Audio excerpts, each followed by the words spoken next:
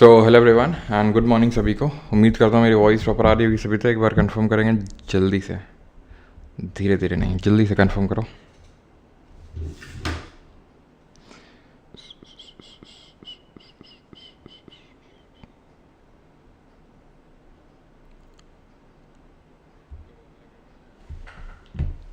मेरी voice proper आ रही होगी सभी। तो एक बार कंफर्म करेंगे जल्दी। और कट रहा है क्या ये? एक सेकंड के कोई बता भी नहीं रहा है। कट रहा नहीं है पार्ट।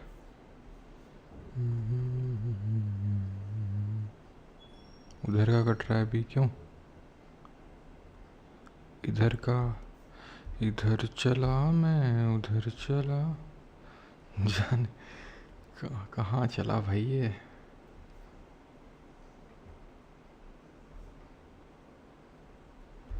एक्चुअली क्या होता है ना, शाम को सीरियस वाली क्लास होती है, उसमें एडजस्ट करना पड़ता है उसके हिसाब से, क्योंकि उसमें पढ़ाते हैं आईपैड से। इसमें ठीक है। अभी कट रहा है क्या? ऊपर कट रहा है क्या? ऐसा लग रहा है। रोज रोज के नए नए दिक्कतें आती रहती, इंसान चैन से जी ना पाए बस। है अभी बताना, अभी ठीक आ रहा है?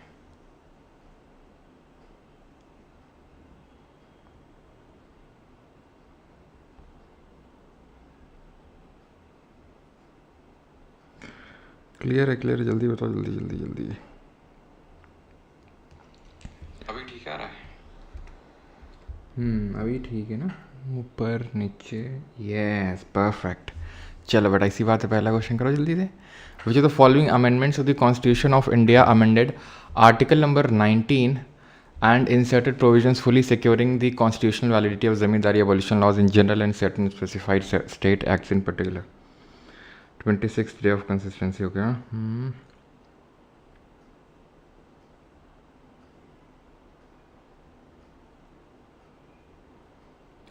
हला बैठा हुआ है आपका, हला हला बैठा हुआ है। चलो सही है ना सब कुछ? तो करो क्वेश्चन जल्दी से। तो पहला क्वेश्चन क्या है हमारा? ठीक है अभी। तो पहला क्वेश्चन है हमारा कि ये बोल रहा है कि कौन सा अमेंडमेंट है जो आर्टिकल नंबर 19 से रिलेटेड है। ठीक है, तो आर्टिकल नंबर 19 से जो आपका अमेंडमेंट रिलेटेड है दैट इज़ फर्स्ट अमेंडमेंट। ठीक है, option number B. First amendment ने क्या किया था कि जो भी ज़मींदारी प्रोविजंस चले आ रहे थे, ठीक है, उसको एबॉलिश करने के लॉज क्रिएट किए गए थे। और ये बोल दिया गया था फर्स्ट अमेंडमेंट के थ्रू, जो 1951 में हुआ था, ठीक है, जवाहरलाल नेहरू के टाइम पे। तो उसमें ये बोल दिया गया था कि अगर हम कोई भी चीज़ 9th शेड्यूल में रख देंगे, कोई भी चीज़ हम 9th शेड्यूल में अगर रख देंगे, तो उसमें एक second,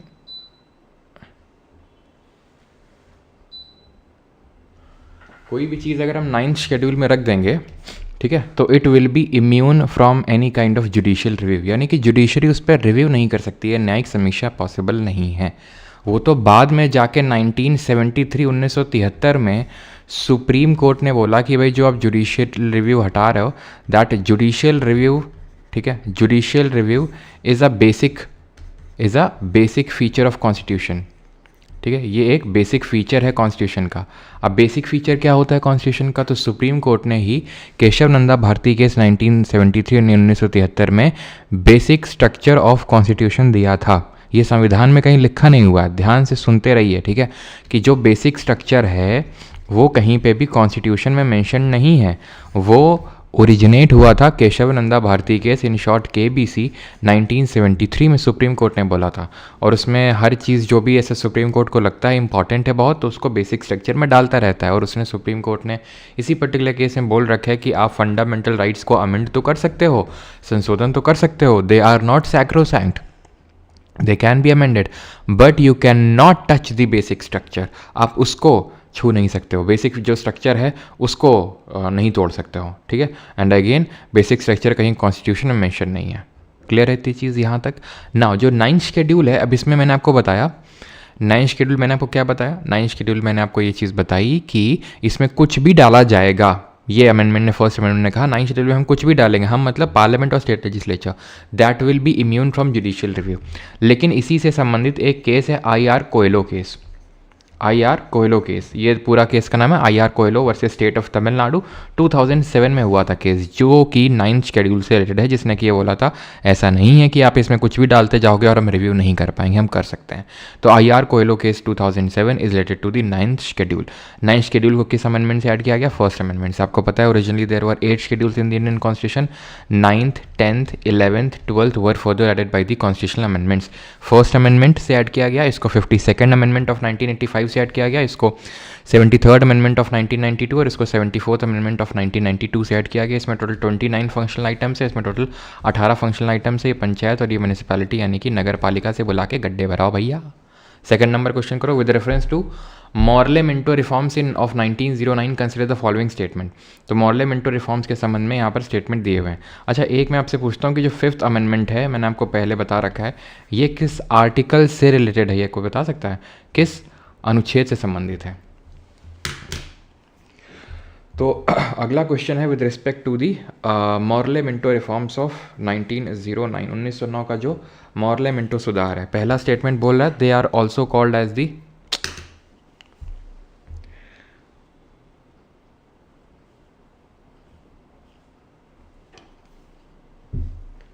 They are also called as the Indian Council Act of 1909. They increased the strength of legislative councils. The right to separate electorate was given to the Muslims.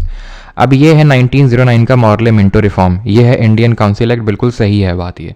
अगर ये दे देता गवर्नमेंट ऑफ इंडिया एक्ट तो गलत हो जाता। Notice करना बड़ा minute सी चीज़ होती है, कई बार हमसे ये चीज़ मिस हो जाती है कि गवर्नमेंट ऑफ इंडिया एक्ट नहीं बल्कि ये आपका इंडियन काउंसिल एक्ट है। जैसे अगला वाला जो आया था वो 1919 में आया था, जिसको मॉन्टेग्यू चिलफोर्ड रिफॉर्म्स के नाम से जानते हैं, वो गवर्नमेंट ऑफ इंडिया एक्ट 1919 था, लेकिन ये इंडियन काउंसिल एक्ट है। ठीक, क्यों बोलते हैं? क्योंकि ये उस समय मॉर्ले सेक्रेटरी ऑफ स्टेट था और मिंटो कौन था? वॉइस राय था। They increase the strength of legislative council, बिल्कुल लेजिस्लेटिव काउंसिल की स्ट्रेंथ इंक्रीज करी 16 to 60। ठीक है, और ध्यान रखना इसने ये भी बोला था कि वॉइस रॉय की जो एग्जीक्यूटिव काउंसिल है, वॉइस रॉय की जो एक एग्जीक्यूटिव काउंसिल है उसमें एक इंडियन भी आ सकता है अभी।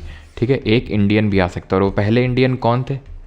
कोई बता सकता है? उनका नाम एस से शुरू होता है। The right to separate electorate was given to the Muslims, यानी कि पृथक निर्वाचन का जो अधिकार है वो मुस्लिम्स को दिया गया था। बिल्कुल ये भी बात सही है, आंसर यहाँ पर ABC होगा। ठीक है, वन इंडियन, जो फर्स्ट इंडियन पहले बने थे वो थे सत्येंद्र प्रसाद सिन्हा जी। ठीक है, सिन्हा से आप कुछ याद कर सकते हैं, कल कुछ पढ़ाया था। अंबिका कांत सिन्हा नाखस पौंड बिहार से CDM को लीड किया था। CDM को पेशावर यानी कि NWF पे रिवाइज करो जल्दी से CDM को। CDM ठीक है, सॉल्ट मार्च से स्टार्ट हुआ था, 12 मार्च से लेकर 6 अप्रैल तक चला था, 24 दिन तक चला था। देन अगर बात करेंगे तो ये 241 माइल्स तक चले थे, 78 लोग चले थे। गांधी जी ने साबरमती से दांडी, साबरमती कहाँ है और दांडी कहाँ है? दांडी आपका नवसारी में, और साबरमती जल्दी से बताओ कहाँ पे है? अहमदाबाद। ठीक है, तो वहाँ से वहाँ तक उन्होंने क्या किया था? मार्च किया था। ये पूछता है दांडी कहाँ है, तो नवसारी में, ये चीज़ भूलना नहीं है आपने। ठीक है, देन धारसाना में जब सॉल्ट वो रेड करने गए तो उनको अरेस्ट कर लिया गया। तो फिर जो अब्बास तैयब जी हैं वो आए, और उसके बाद गांधी जी के सन मनीलाल और सरोजिनी नायडू वो उन्होंने लीड किया। सरोजिनी नायडू ने ही गांधी जी को परसुएट किया था कि वो लेके आएँ विमेंस को भी इसमें पार्टिसिपेट करवाएं CDM में। उसके बाद अंबिका कांत सिन्हा बिहार से हम देख चुके हैं, सिराज गोपालाचारी ने मद्रास में लीड किया था। ठीक है, और खान अब्दुल गफ़ार खान जिनको फ्रंटियर या फिर सीमांत गांधी के नाम से जानते हैं, उन्होंने अपनी खुदाई खिदमतगार यानी सर्वेंट्स ऑफ गॉड की जो सोसाइटी बनाई थी, इसके थ्रू रेड शर्ट मूवमेंट यानी कि लाल कुर्ती आंदोलन चलाया था। उसके बाद आपको पता है कि क्या क्या हुआ था। उसके बाद हुआ ये था कि गांधी इरविन पैक्ट हुआ था। गांधी इरविन पैक्ट में ये हुआ था कि भाई ठीक है CDM रोक देंगे, फर्स्ट RTC में पार्टिसिपेट करेंगे। फर्स्ट RTC कहाँ हुई थी? लंदन में हुई थी। 3 RTC हुई थी, यहाँ पे मैं लिख देता हूँ, 3 RTCs हुई थी। RTC का मतलब होता है राउंड टेबल कॉन्फ्रेंस, जो तीनों लंदन में हुई थी। किस लिए हुई थी? साइमन कमीशन की जो रिकमेंडेशंस थी, रिपोर्ट थी, जो वाइट पेपर पब्लिश हुआ था on the basis of the recommendation of Simon commission, उसको डिस्कस करने के लिए ये राउंड टेबल कॉन्फ्रेंस हुई थी। ठीक है, किसके लिए? साइमन कमीशन के जो सुझाव थे उसको लेके एक वाइट पेपर पब्लिश हुआ था, और इस वाइट पेपर को डिस्कस करने के लिए यानी फर्दर रिफॉर्म्स डिस्कस करने के लिए इंडिया के लिए इंडियन लीडर्स को बुलाया गया था लंदन में। ठीक है, तो पहली वाली RTC में तो बॉयकॉट कर दिया था कांग्रेस ने, क्योंकि वो लोग CDM कर रहे थे उस टाइम पे। ये हुआ था 1930-31 की बात है। ठीक है, यानी कि सर्दियों की बात है 1930-31। देन जो सेकेंड राउंड टेबल कॉन्फ्रेंस हुई थी 1931 में, इसमें कांग्रेस ने पार्टिसिपेट किया था क्योंकि गांधी इरविन पैक्ट में समझौता हो चुका था। ध्यान रखिएगा, Gandhi Irwin pact, Gandhi Irwin pact, ये जो पैक्ट हुआ था इसमें मैंने आपको आई थिंक बताया था, ये 1931 में हुआ था, 1931, क्योंकि उस समय इरविन वॉइसरॉय हुआ करता था।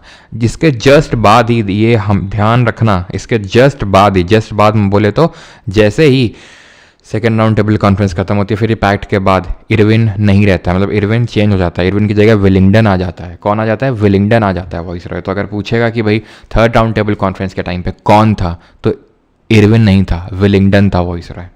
ठीक है, याद रहेगा। तो इनके बीच में पैक्ट साइन हुआ था जिसमें गांधी जी एग्री किए थे, ठीक है यार सीडीएम को हम रोक देंगे, सीडीएम को सस्पेंड कर देंगे, प्लस सेकंड आरटीसी में पार्टिसिपेट भी करेंगे। और इरविन ने क्या एग्री कर दिया था कि ठीक है, हम right to make salt for the personal use, उसको एडमिट इन्होंने कर दिया था कि ठीक है वो हम चीज़ को अनुमति देते हैं कि भाई पर्सनल यूज़ के लिए आप सॉल्ट बना सकते हैं। कुछ चीज़ों पे इरविन एग्री नहीं किया था, जैसे कि भगत सिंह, सुखदेव, राजगुरु जी की फांसी टालने का प्रस्ताव रखा था गांधी जी ने, वो नहीं माना इरविन ने। प्लस साथ ही साथ ये जो बोला था गांधी जी ने कि जहाँ जहाँ पुलिस ने फालतू की, यानी कि जहाँ पुलिस एक्सेस हुई है वहाँ पर इंक्वायरी होनी चाहिए, तो वो भी इरविन ने नहीं माना था। ठीक है तो ये चीज़ आपको पता होनी चाहिए। और जो लोग कन्विक्टेड नहीं है वायलेंस के, उनको रिलीज़ किया जाना चाहिए, इस पे इरविन एग्री कर गया था। ठीक है, नहीं जो लोग कन्विक्टेड नहीं हैं, जो लोग नहीं गिल्टी हैं, तो उनको रिलीज़ किया जाए तुरंत। ठीक है, और जो प्रॉपर्टी अभी थर्ड पार्टी को नहीं बेची गई है वो लोगों को लौटाई जाए जो हड़पी गई थी। ठीक है, तो सेकेंड वाली में कांग्रेस ने पार्टिसिपेट किया, तो इसमें गांधी जी ने लीड किया था। ध्यान रखना, किसने लीड किया था? गांधी जी ने कांग्रेस का नेतृत्व किया था। और जो तीसरी वाली राउंड टेबल कॉन्फ्रेंस हुई थी, क्योंकि यहाँ पर इन लोगों का मेन पर्पज़ था कांग्रेस 1929 में ही लाहौर के सेशन में पूर्ण स्वराज अपना गोल को डिक्लेयर कर चुकी थी कि भाई हमारा जो गोल है वो पूर्ण स्वराज है।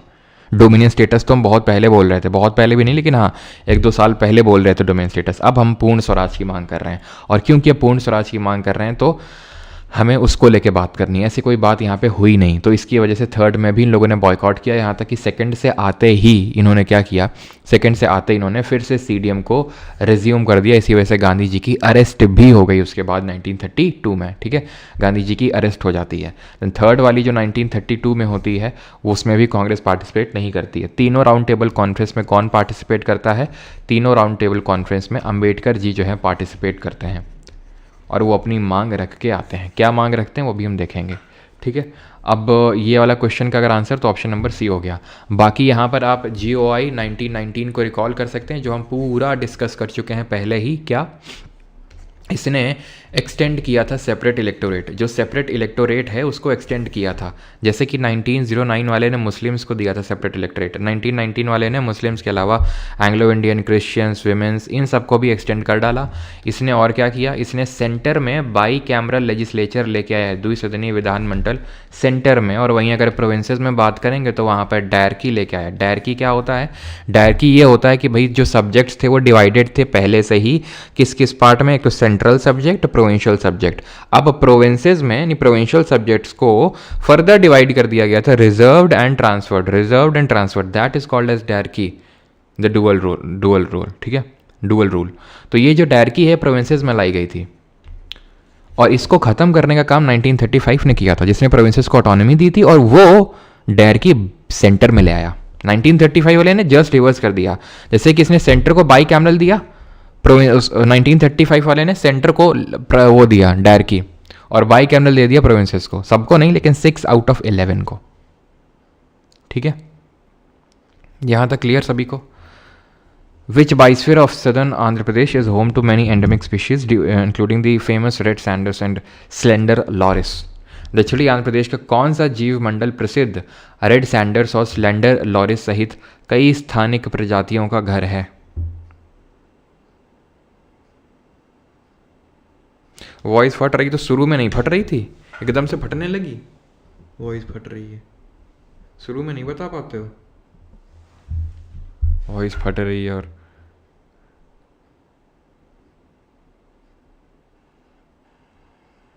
रखते हैं, वो भी हम देखेंगे। ठीक है, अब ये वाला क्वेश्चन का अगर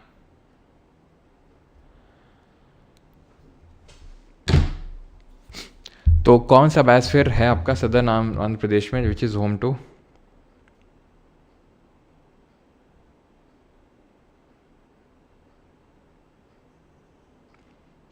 सर क्या ये PYQ सीरीज 5 सफिशिएंट SSC के ऑल एग्ज़ाम्स के लिए? हाँ भैया सफिशिएंट है, ख़त्म होने के बाद अभी भी सफिशिएंट कर रहे हैं।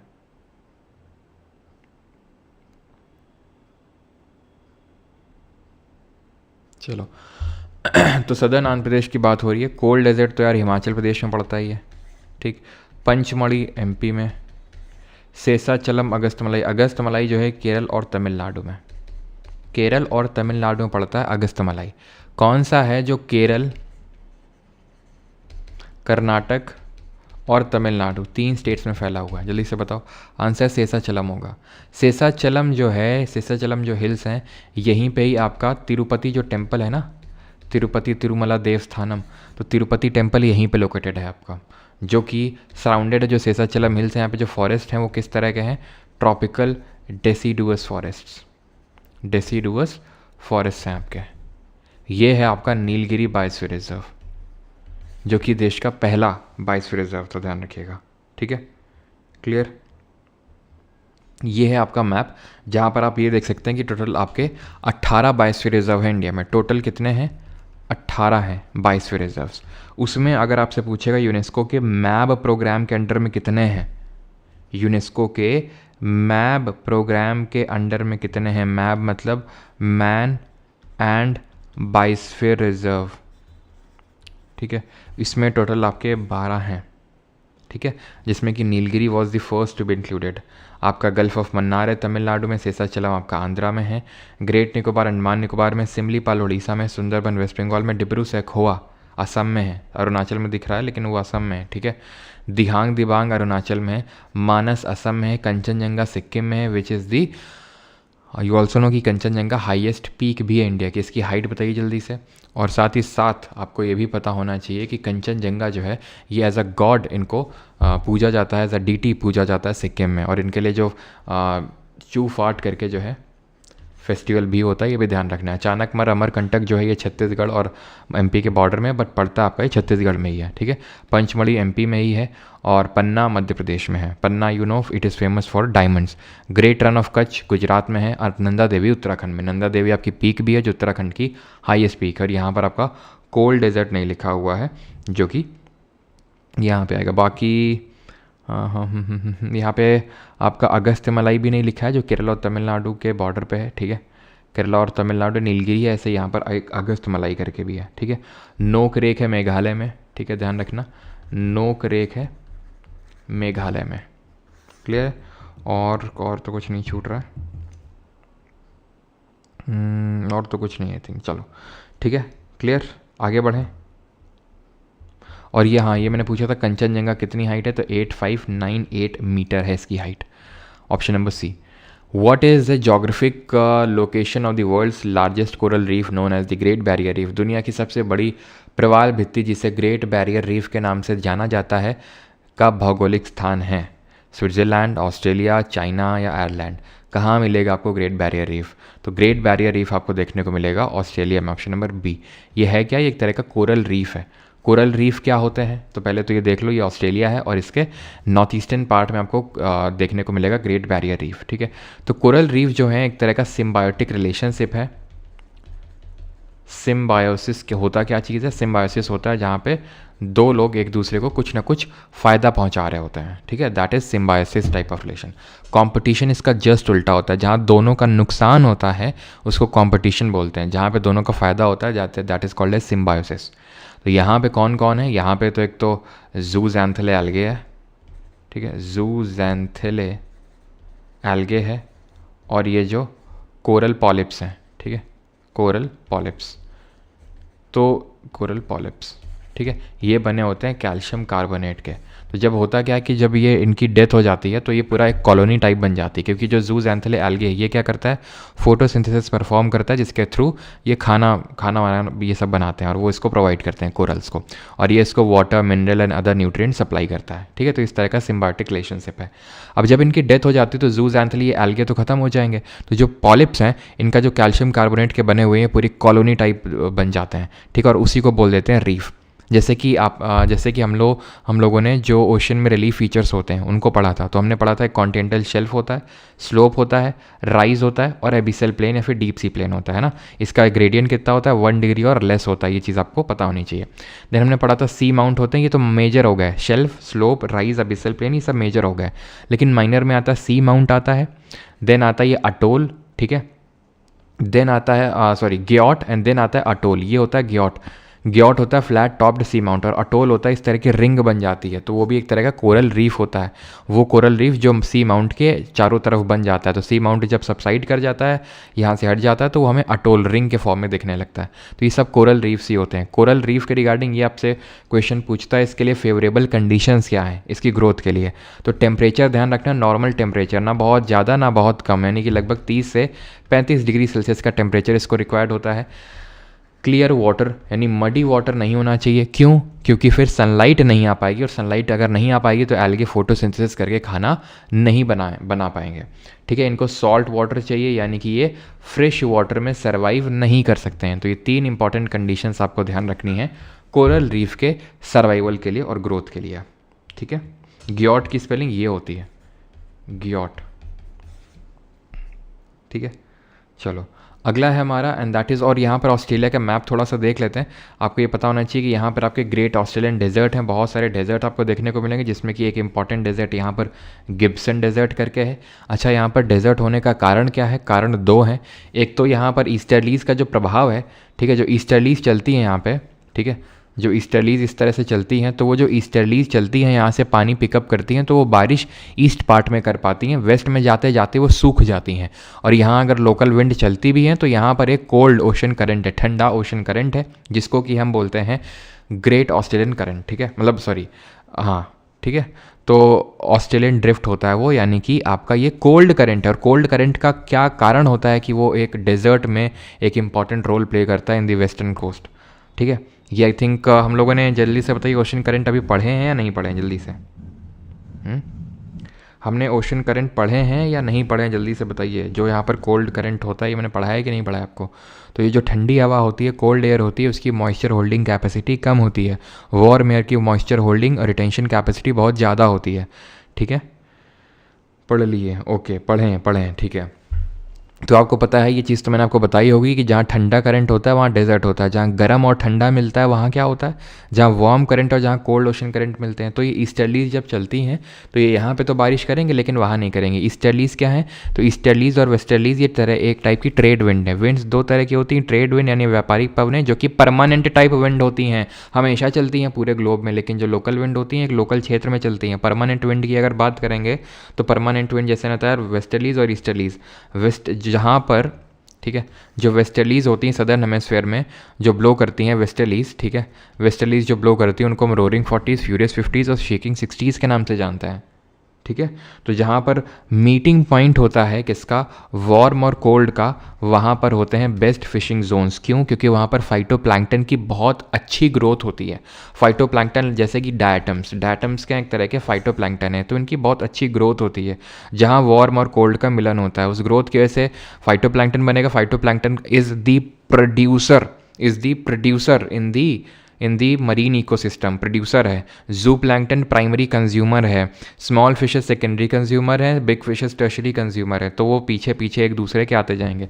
फाइटोप्लैंक्टन के पीछे जू के पीछे स्मॉल के पीछे बिग फिशेस। तो ये इस तरह से फिशिंग इंडस्ट्री डेवलप करती है। प्लस फॉगी कंडीशन बनती हैं जिसकी वजह से वर्स्ट हार्बरिंग साइट्स होती हैं। Canberra is it's capital.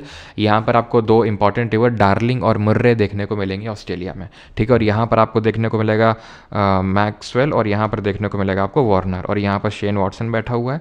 और आगे बढ़ते हैं। Match the following dams with the rivers on which they are built. Hirakud dam, Nagarjuna Sagar dam, Sardar Sarovar, Tehri और राणा प्रताप सागर। जल्दी बताओ।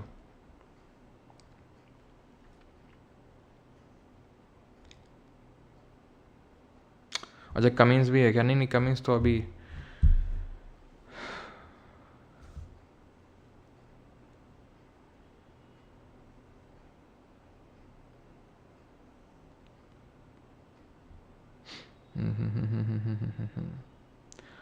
सर पीओके सीरीज़ का रिवीजन नहीं हो पाया है, तो करो भाई, है करो भाई, हम भी परेशान हो गए, ये भी परेशान हो गए, तो करो फिर।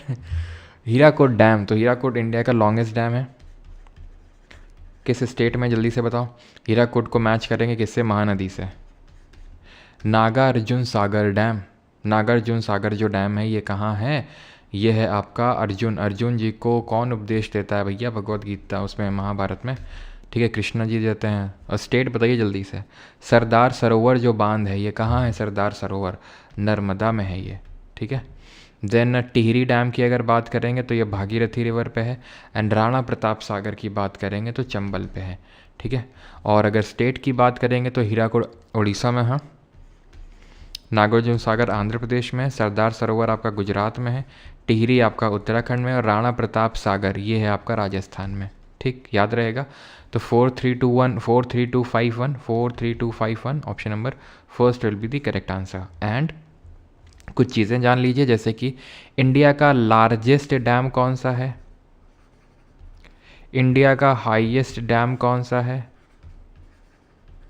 इंडिया का हाईएस्ट ग्रेविटी डैम कौन सा है, इंडिया का हाईएस्ट ग्रेविटी डैम कौन सा है। एंड एक फैक्ट और बताइएगा, नहीं बताइएगा, बस इतने पहले तो बताइए आप, ठीक है। तो लार्जेस्ट है आपका भाखड़ा नंगल डैम, जो कि किस रिवर पे है, भाखड़ा नंगल, तो ये आपका हिमाचल और पंजाब में पड़ता है। और ये भाखड़ा नंगल आपका सतलज रिवर पर है, सतलज रिवर पे लार्जेस्ट डैम है।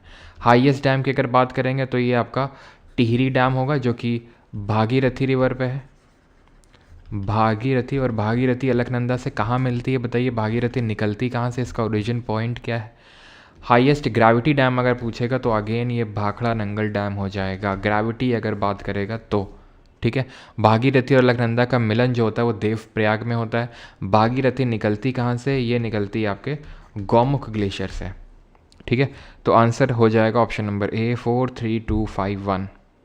Is that clear. एंड एक चीज़, हाँ, जैसे राणा प्रताप सागर है ना, राणा प्रताप सागर किसके नाम पे, महाराणा प्रताप जी पे। महाराणा प्रताप ने किससे लड़ा था हल्दी घाटी का युद्ध, जल्दी से बताइए। 1576 में, 1576 में किसके साथ लड़ा था, तो ये लड़ा था अकबर से। बट अकबर की जो फोर्सेज हैं उसको लीड कर रहे थे कौन, राजा मान सिंह, ना कि डायरेक्ट अकबर लीड कर रहा था। तो 1576 में बैटल ऑफ हल्दी घाटी हुआ था। तो ये राणा प्रताप सागर है। ऐसे ही एक महाराणा प्रताप डैम है, महाराणा प्रताप डैम आपका हिमाचल में पड़ता है, ठीक है, वो है जिसको कि हम पौंग डैम के नाम से भी जानते हैं। ये जल्दी से बताइए किस रिवर पे है। लेकिन इसी तरह से राणा प्रताप की तरह से ही आपको देखने को मिलेगा, जैसे कि जवाहर सागर, जवाहर सागर, गांधी सागर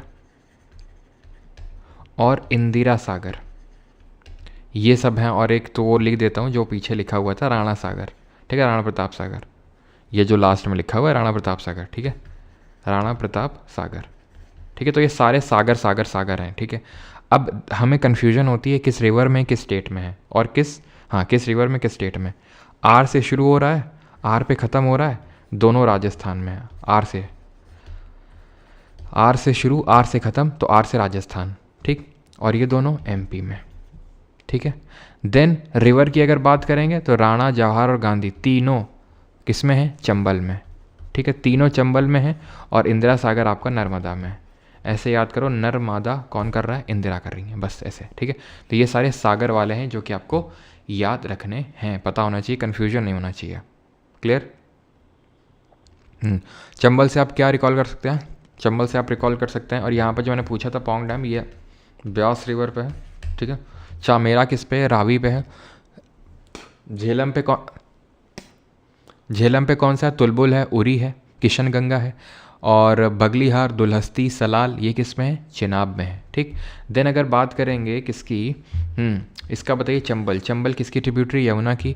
बैडलैंड टोपोग्राफी के लिए जाना जाता है, जब वो रेवाइंस क्रिएट करता है, कैसे क्रिएट करता है, गली इरोजन के थ्रू क्रिएट करता है चंबल, ठीक है। चंबल निकलता कहाँ से है, माओ प्लेटियो से निकलती है Chambal. Who among the following rulers was a part of the tripartite struggle for the position of Kannauj.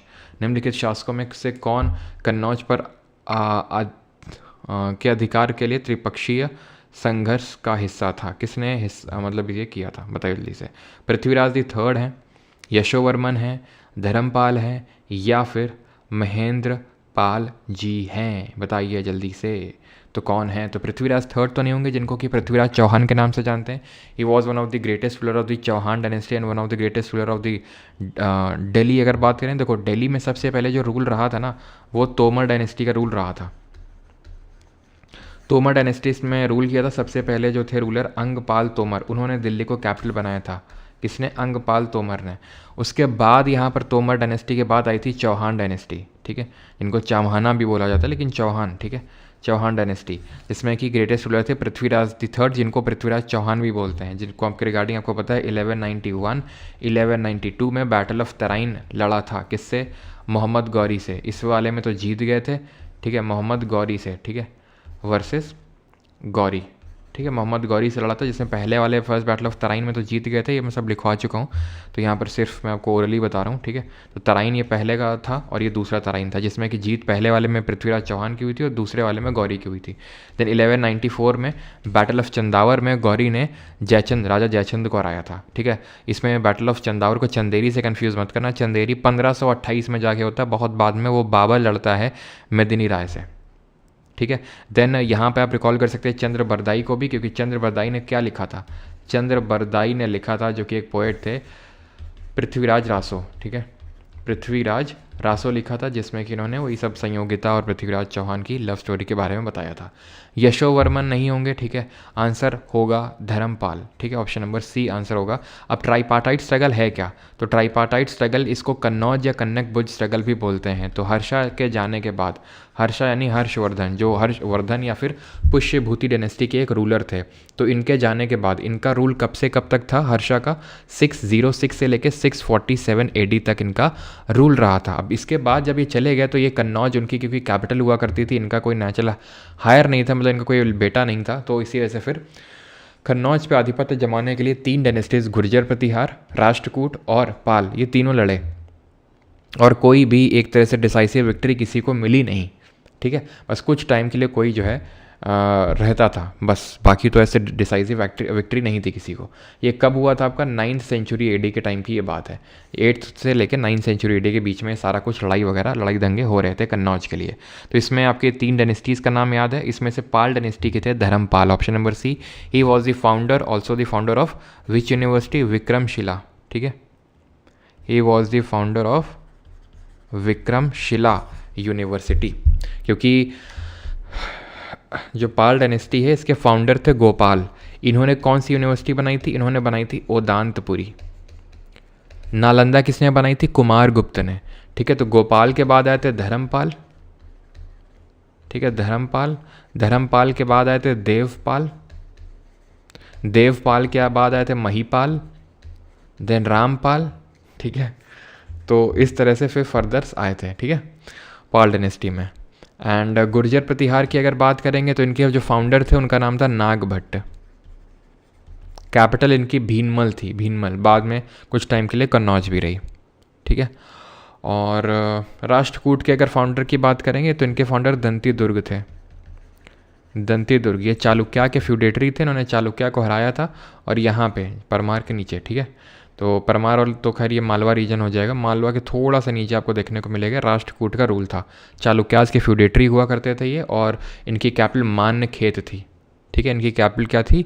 मान्य खेत थी, ये ध्यान रखना है आपको, ठीक है, ये इंपॉर्टेंट है। क्लियर है यहाँ तक सभी को? और पाल डायनेस्टी के बाद पता है कौन सी डायनेस्टी आई थी इस बंगाल वाले रीजन में? ध्यान रखना, सेना डायनेस्टी आई थी पाल के बाद। तो ऑप्शन नंबर सी यहाँ पे सही आंसर होगा। अगला क्वेश्चन है, who was the founder of Bahmani सल्तनत? तो बहमानी सल्तनत का संस्थापक कौन था? मोहम्मद शाह था, फिरोज शाह बहमानी था, मोहम्मद बिन तुगलक, या फिर Alauddin Hasan Bahman Shah? World war 2 Hitler की वजह से हुआ था क्या? यदुवंशी यहूदी थे? क्यों? बताओ जल्दी से बताओ इसका उत्तर, फिर हम तुम्हें बताएं।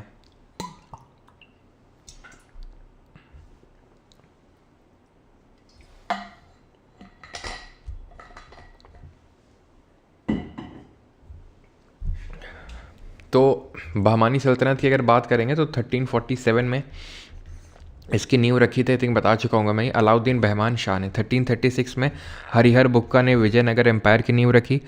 हम्पी कैपिटल थी, तुंगभद्रा रिवर के बैंक्स पे थी, संगम, सुलुफ, तुलुफ, अराई वीडू करके उसमें 4 डायनेस्टीज़ आई थी विजयनगर में, ठीक है। बहमानी जो सल्तनत थे इनको हम किस नाम से जानते थे, इनको अश्वपति। नरपति कौन था, विजयनगर वाले, ठीक है, और ये थे अश्वपति।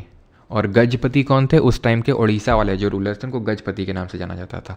विजयनगर के कंटेम्प्रेरीज जैसे कि बहमानी सल्तनत वाले इनको किस नाम से जानते थे, ये बताइए आप, ठीक।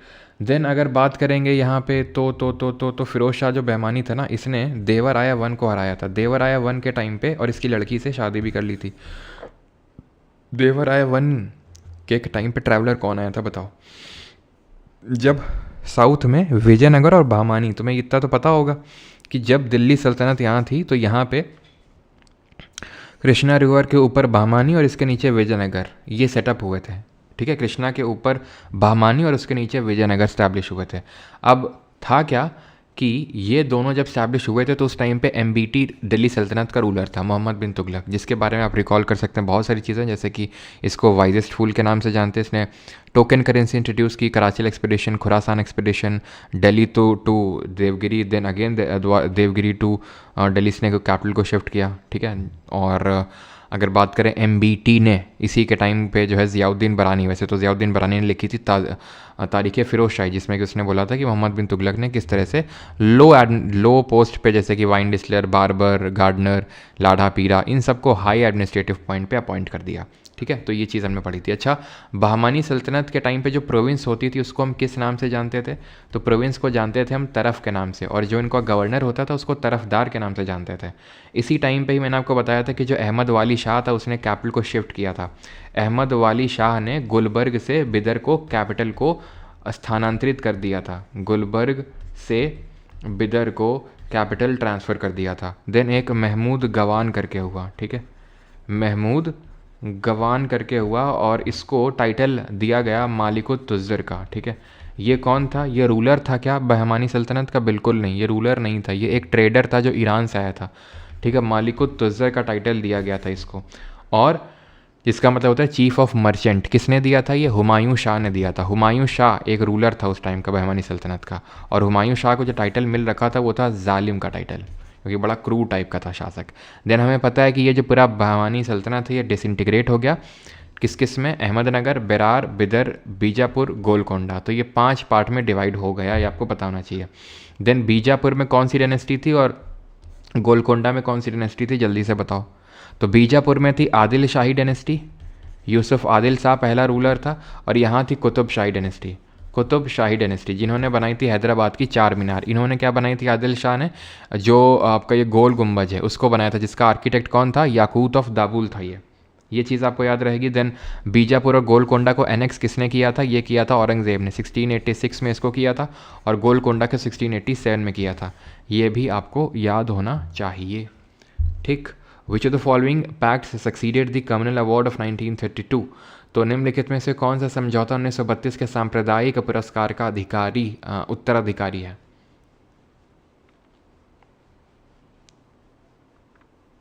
चलो, तो गांधी अम्बेडकर पैक्ट, गांधी जिन्ना पैक्ट, जिन्ना नेहरू या फिर Ambedkar CR Das. Which of the following pact succeeded the communal award. अब व्हाट इज कम्युनल अवार्ड, तो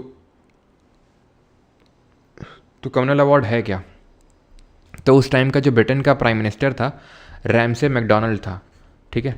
तो उसने क्या किया था, अंबेडकर जी के सलाह पे, क्योंकि अंबेडकर जी तीनों राउंड टेबल कॉन्फ्रेंस में गए थे और उन्होंने एक मांग उठाई थी कि ट्रीट दलित्स और treat depressed classes as a separate entity other than Hindus से उनको अलग कंसिडर करने की ज़रूरत है डिप्रेस्ड क्लासेस को, क्योंकि उनकी कंडीशन अच्छी नहीं है। तो उसी के चलते रैमसे मैकडोनाल्ड ने जो है यहाँ पर मैकडोनाल्ड कम्युनल अवार्ड, जिसको मैकडोनाल्ड अवार्ड के नाम से जानते हुए अनाउंस किया 1932 में, जिसमें कि उसने सबसे पहली बार सेपरेट इलेक्टोरेट दिया डिप्रेस्ड क्लासेस को। सेपरेट इलेक्टोरेट इंट्रोड्यूस करने का काम मॉर्ले मिंटो का, मिंटो को father of communalism in India के नाम से जानते हैं, क्योंकि सबसे पहले वो मुस्लिम्स के लिए सेपरेट इलेक्टोरेट आए थे 1909 में। सेपरेट इलेक्टोरेट सबसे पहली बार डिप्रेस्ड क्लासेस के लिए इसमें आए थे,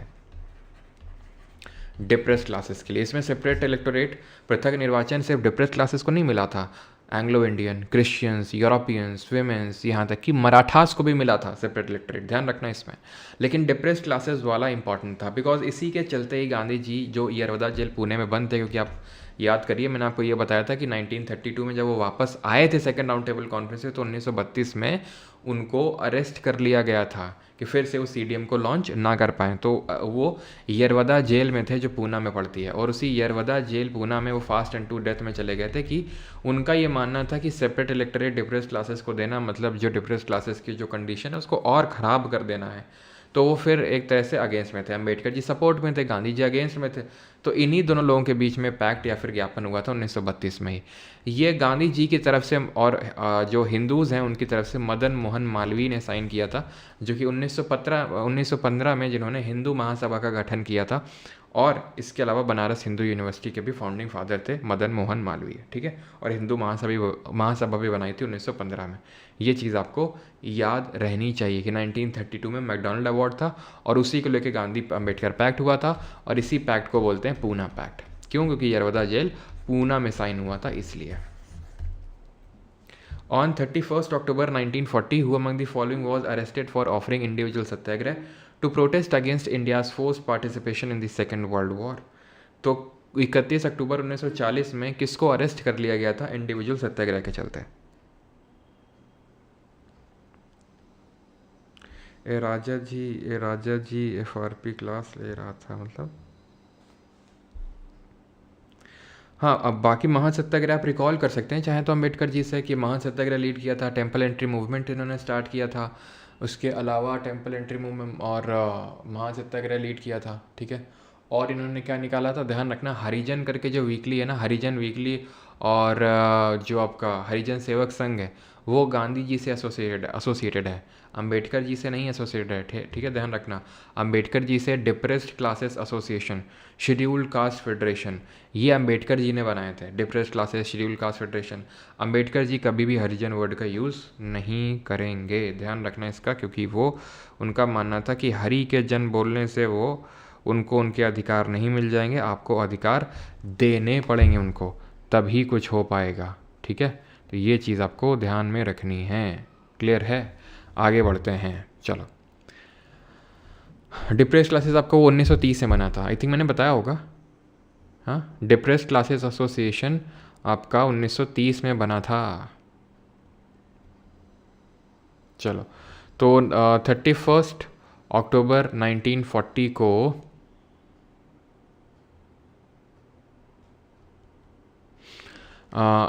अरेस्ट किसको किया गया था, ठीक है, force participation in the second world war. बड़ा आसान सा क्वेश्चन है, ठीक है। इसका पहले बैकग्राउंड समझ लेते हैं, उसके बाद आगे बढ़ते हैं।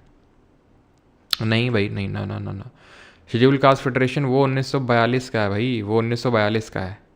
ये डिप्रेस्ड क्लासेस 1930 का है, और वो जो आप बता रहे हो, ठीक है, शेड्यूल कास्ट फेडरेशन वो 1942 का है। तो कंफ्यूज नहीं करना है आपने घबराना नहीं है, ठीक है। वो भी अम्बेडकर जी और ये भी अम्बेडकर जी, ठीक है। तो पहले बैकग्राउंड समझते हैं। तो वर्ल्ड वॉर 2 शुरू हुई, ठीक है, वर्ल्ड वॉर 2 शुरू हुई 1939 में, से लेकर 1945 तक चली, ठीक है, 1939 से लेकर 1945 तक।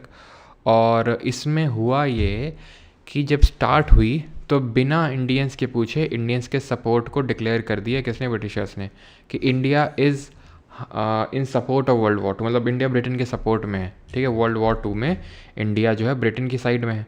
अब इससे क्या हुआ कि जो हमारे पॉलिटिकल लीडर्स थे वो एकदम चिढ़ गए। चिढ़ क्यों गए वो? इसलिए चढ़ गए क्योंकि उनका ये मानना था कि भाई हमसे बिना पूछे आप कैसे कर सकते हैं ये काम। तो इसीलिए 1939 में कांग्रेस ने सभी मिनिस्ट्री से रिज़ाइन कर दिया। कांग्रेस रिज़ाइंड फ्रॉम मिनिस्ट्रीज, तो उसने रिज़ाइन कर दिया टू शो इट्स प्रोटेस्ट कि भाई हम नहीं हैं तुम्हारे साथ में, बिना पूछे हम मतलब कैसे हमारा वो डिक्लेयर कर सकते हो आप सपोर्ट। तो फिर अब इंडियंस का सपोर्ट लेने के लिए उन्होंने बैक टू बैक ऑफ़र भेजे। जैसे 1940 में भेजा गया ऑगस्ट ऑफ़र, ठीक है, ऑगस्ट ऑफ़र। उस समय वॉइस रॉय कौन था? लिन लिथगो था, ध्यान रखना, अगर पूछ ले उस समय वॉइस रॉय लिन लिथगो था, ठीक है। तो इसमें कुछ चीज़ें ऑफ़र करी गई, ठीक ठीक है, कि एक कॉन्स्टिट्यूएंट असेंबली बनाएंगे जिसमें मेनली इंडियंस होंगे। मेनली इंडियंस का मतलब है सिर्फ इंडियन नहीं, ज़्यादातर इंडियन होंगे, लेकिन उसमें ब्रिटिशर्स भी होंगे। ठीक है, तो इस तरह की चीज़ें, डोमिनियन स्टेटस वगैरह सब। और डोमिनियन स्टेटस तो जाने कब का वो गिव अप कर चुका था कांग्रेस, 1929 में ही बोल दिया था कि हमें तो पूर्ण स्वराज चाहिए। डोमिनियन स्टेटस तो बहुत दूर की बात है। डोमिनियन स्टेटस का मतलब ये होता है, पूर्ण स्वराज का मतलब होता है कंप्लीट इंडिपेंडेंस, जैसे अभी है। डोमिनियन स्टेटस का मतलब ये होता कि ब्रिटिशर्स अभी भी रूल कर रहे हैं, गवर्नमेंट इंडियंस की है, लेकिन किसके नाम पे चलाया जा रहा है, किंग या क्वीन जो ब्रिटेन में बैठा हुआ है। ठीक है, तो वो होता है डोमिनियन स्टेटस। तो August offer rejected by Congress और उसके अपोज में इंडिविजुअल सत्याग्रह, व्यक्तिगत सत्याग्रह को लॉन्च किया गया। ठीक, जिसमें कि पहले इंडिविजुअल सत्याग्रही थे हमारे कौन कौन कौन कौन, तो यहाँ पे पहले तो यहाँ पे नाम लिखा ही नहीं है। ठीक है, पहले का नाम नहीं लिखा है यहाँ पे, तो पहले का नाम मैं लिख देता हूँ, आचार्य विनोबा भावे। आचार्य विनोबा भावे ये पहले इंडिविजुअल सत्याग्रही थे, फर्स्ट। ठीक, दूसरे थे जवाहरलाल नेहरू, और तीसरे कौन थे, थर्ड थे ब्रह्मा दत्त। ब्रह्मा दत्त थे। तो ये चीज़ आपको ध्यान रहेगी कि अगस्त ऑफर क्यों आया था, to see cooperation of Indians in the second world war. Reject कर दिया गया था और इसमें इंडिविजुअल सत्याग्रह लॉन्च किया गया था, जो गांधी जी ने बोला था कि इंडिविजुअल सत्याग्रह लॉन्च करेंगे, एक बंदा करेगा। ब्रिटिशर अगर अरेस्ट नहीं करेंगे तो दिल्ली चलो वाला मूवमेंट स्टार्ट करेंगे, दिल्ली चलो कैंपेन वो स्टार्ट करेगा वो इंडिविजुअल सत्याग्रही। ठीक है, glucagon a peptide hormone is produced by the. तो ग्लूकागॉन जो एक तरह का पेप्टाइड हार्मोन है, इसको कौन प्रोड्यूस करता है, कौन है, पैनक्रियाज, हाइपोथैलेमस, एड्रिनल्स या फिर पिट्यूटरी ग्लैंड्स, बताओ जल्दी से। तो ग्लूकागॉन को कौन रिलीज करता है, तो it is released by pancreas. और पैनक्रियाज में भी दो तरह की सेल्स होती हैं, एक अल्फा सेल्स होती हैं और एक बीटा सेल्स होती हैं। तो अल्फा सेल्स तो रिलीज़ करती हैं ग्लूकागॉन को, जो बीटा सेल्स होती हैं वो रिलीज़ करती हैं किसको, इंसुलिन को। ठीक है, वो रिलीज़ करती हैं इंसुलिन को। ठीक है, दोनों के जो काम होते हैं वो जस्ट ऑपोजिट होते हैं। ग्लूकागॉन का काम होता है कि वो ग्लाइकोजन से ग्लूकोज को प्रोड्यूस करे। ग्लाइकोजन क्या होता है, जो हम खाना खाते हैं तो उसमें स्टोर्ड फॉर्म ऑफ एनर्जी जो हमारी बॉडी में होती है वो ग्लाइकोजन होता है। ठीक है, तो ग्लाइकोजन से ग्लूकोज में कन्वर्ट करना ग्लूकागॉन का काम है। वहीं इंसुलिन की अगर बात करेंगे तो ये ग्लूकोज से बैक टू ग्लाइकोजन कन्वर्ट करता है, कौन, पैनक्रियाज। पैनक्रियाज की अगर बात करेंगे तो ये एक तरह का मिक्स्ड ग्लैंड है। मिक्स्ड ग्लैंड कैसे ग्लैंड होते हैं, तो एक्चुअल में होता क्या है कि जो हमारे, एक सेकेंड, अच्छा यहाँ पे स्पेस है, यहाँ बताता हूँ मैं। ठीक है, कि जो हमारे ग्लैंड्स होते हैं वो दो तरह के होते हैं, जो ग्रंथियाँ होती हैं वो दो तरह की होती हैं। एक तो होते हैं एंडोक्राइन और दूसरे होते हैं एक्सोक्राइन। ठीक, जो एंडोक्राइन ग्लैंड्स होते हैं ये प्रोड्यूस करते हैं हॉर्मोन्स, दे प्रोड्यूस हॉर्मोन्स, और जो एक्सोक्राइन होते हैं दे प्रोड्यूस एंजाइम्स। ठीक, ये जो हार्मोन सेक्रीट करते हैं they secrete directly into the blood, directly into blood. ठीक है, लेकिन ये क्या करते हैं, ये डक्ट्स का यूज़ करते हैं।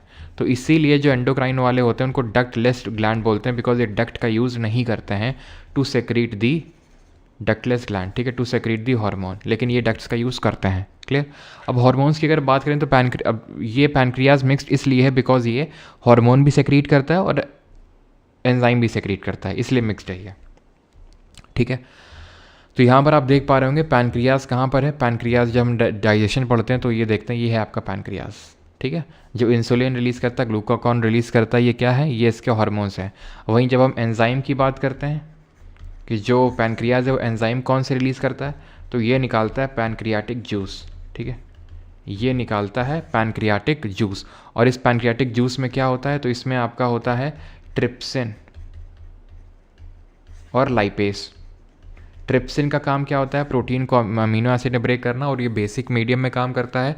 और जो लाइपेस होता है वो फैट को फैटी एसिड में ब्रेक करता है। अब ऊपर से शुरू करते हैं, पीनियल ग्लैंड जो ब्रेन में मेलाटोनिन को सेक्रेट करता है, इसको हम स्लीप हार्मोन या डार्क हार्मोन के नाम से जानते हैं। जब अंधेरा हो जाता है तो उसके बाद ये एक्टिवेट हो जाता है मेलाटोनिन, और ये जो है हमें स्लीप साइकिल मेंटेन करने में हेल्प करता है मेलाटोनिन।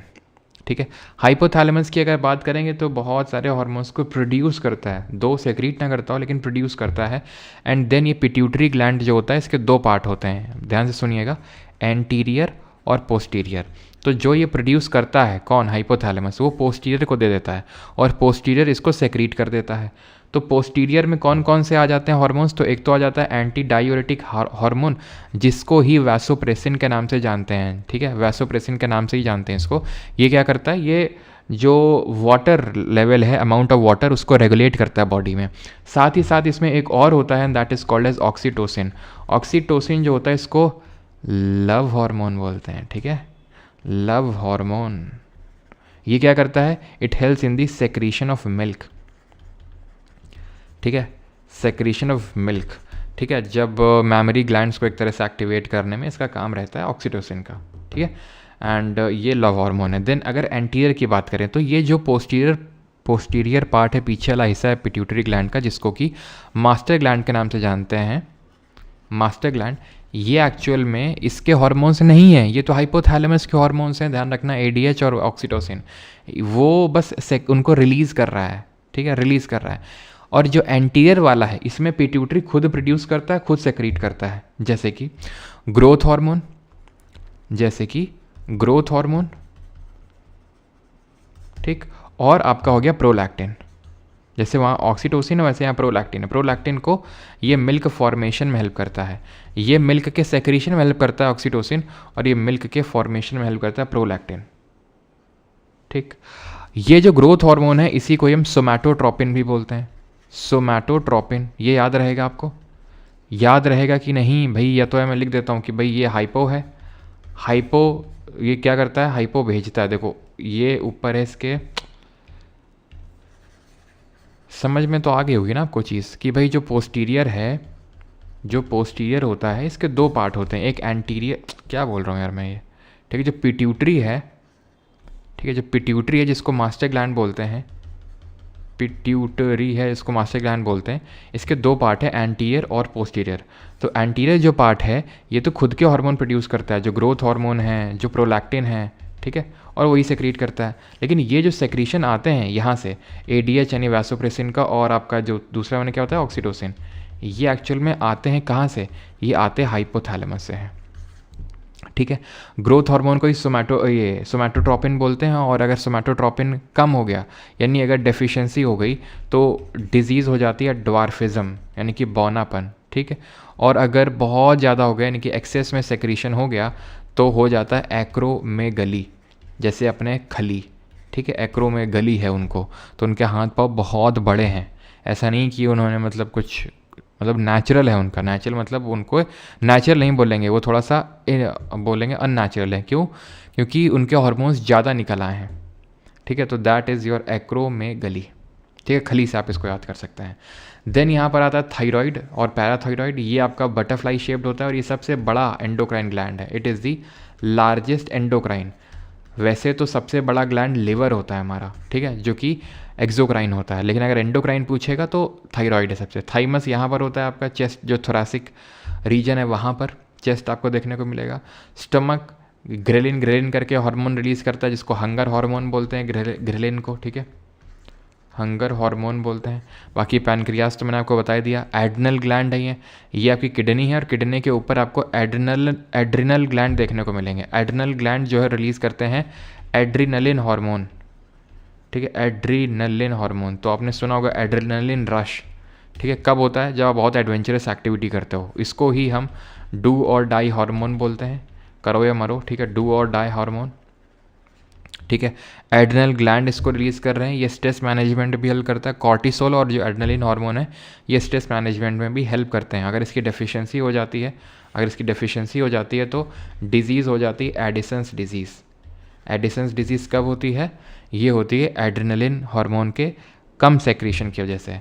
थायराइड जो ग्लैंड होता है इसके प्रॉपर सेक्रेशन के लिए हमें एक मिनरल की ज़रूरत पड़ती है, एंड दैट इज़ आयोडीन। तो अगर खाना में, अगर हमारे नमक में आयोडीन, हमारे टूथपेस्ट में नमक हो चाहे ना हो, लेकिन नमक में आयोडीन ज़रूर होना चाहिए, क्योंकि वही एक्टिवेट करता है थायराइड और पैराथायराइड को। जो हिली एरियाज़ के लोग होते हैं, थोड़े से आप चले जाओ पहाड़ी इलाकों में, तो वहाँ पे नमक में आयोडीन कम होता है तो उनको घेंगा रोग हो जाता है। घेंगा बोले तो ग्वाइटर। ग्वाइटर कब होता है, जब आपका प्रॉपर थायरॉक्सिन रिलीज़ नहीं हुआ है, क्योंकि थायराइड थायरॉक्सिन को रिलीज़ करता है, और थायरॉक्सिन जो रिलीज़ करता है उसी से ही अगर उसकी कमी हुई तो उसको हम हाइपोथायरॉयडिज्म बोलते हैं, और अगर एक्सेस में हो गया तो हाइपर थायरॉयडिज्म उसको बोलते हैं। ठीक, क्लियर। यस, राइट किडनी जो है स्लाइटली लोअर देन होती है देन दी लेफ्ट वन। क्यों होती है ऐसा? राइट वाली लेफ्ट क्यों, राइट वाली थोड़ी सी नीचे क्यों होती है? To give position to the liver. ठीक है, क्लियर हो गया कि पैनक्रियाज इसका सही आंसर होगा। अगला है हमारा, water comes out of the leaves in the form of vapour by a process called as. तो पानी किस नामक प्रक्रिया द्वारा वाष्प के रूप में पत्तियों से बाहर निकलता है? बताओ।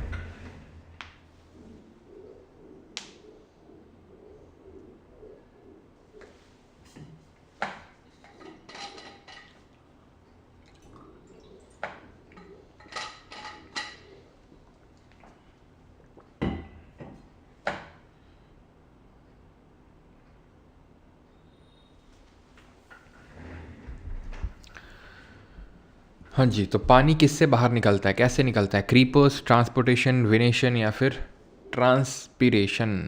तो आंसर होगा transpiration, which is loss of water. Loss of water through stomata during day time. ठीक, जो गटेशन होता है, ठीक है, जो गटेशन होता है, it is loss of water through hydathodes. Hydathodes के थ्रू जो लॉस ऑफ वाटर होता है उसको गटेशन बोलते हैं, और ये नाइट टाइम होता है। ठीक है, यानी कि रात के समय। ठीक है, तो पत्तियों में आपको इस ऐसा देखने को मिलता है। ठीक है, पत्तियों में, ठीक है, पत्तियों में आपको नीचे की तरफ देखने को मिलेगा इस तरह से, तो उसको बोलते हैं ट्रांसपिरेशन। ठीक है, हाइडाथॉट जो होता है ना वो यहाँ पे होता है। हाइडाथॉट जो होता है यहाँ पे, ये जो पार्ट होता है ना, ये किनारों में, एकदम किनारों में ऐसा लगेगा रात के समय, क्योंकि होता है सुबह उठे तो ऐसा लगता है कि भैया ओस की बूंदें हैं। ये बेटा ओस की बूंदें नहीं होती, वो गटेशन होता है।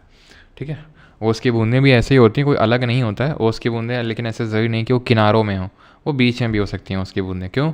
अच्छा ये बताओ, जो ओस की बूंदें होती हैं, जो डिव होता है, डिव होता है, फॉग होता है ना, कोहरा होता है, कुहासा होता है, फ्रॉस्ट होता है, ये किसके डिफरेंट फॉर्म्स हैं? They are all different forms of what? Forms of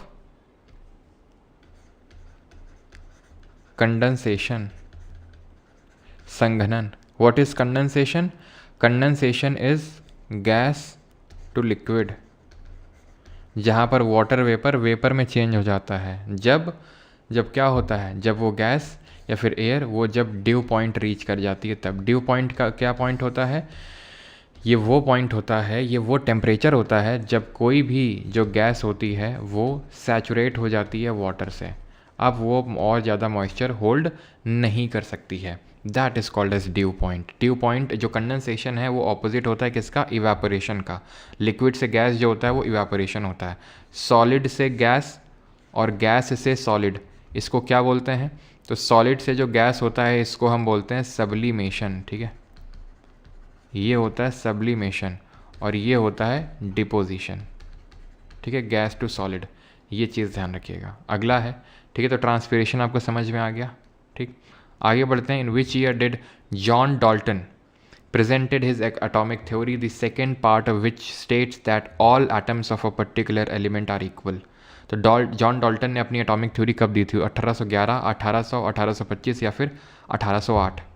John Dalton की बात हो रही है। कल हमने कुछ डाल्टन के रिलेटेड पढ़ा था, याद करो, law of partial pressure.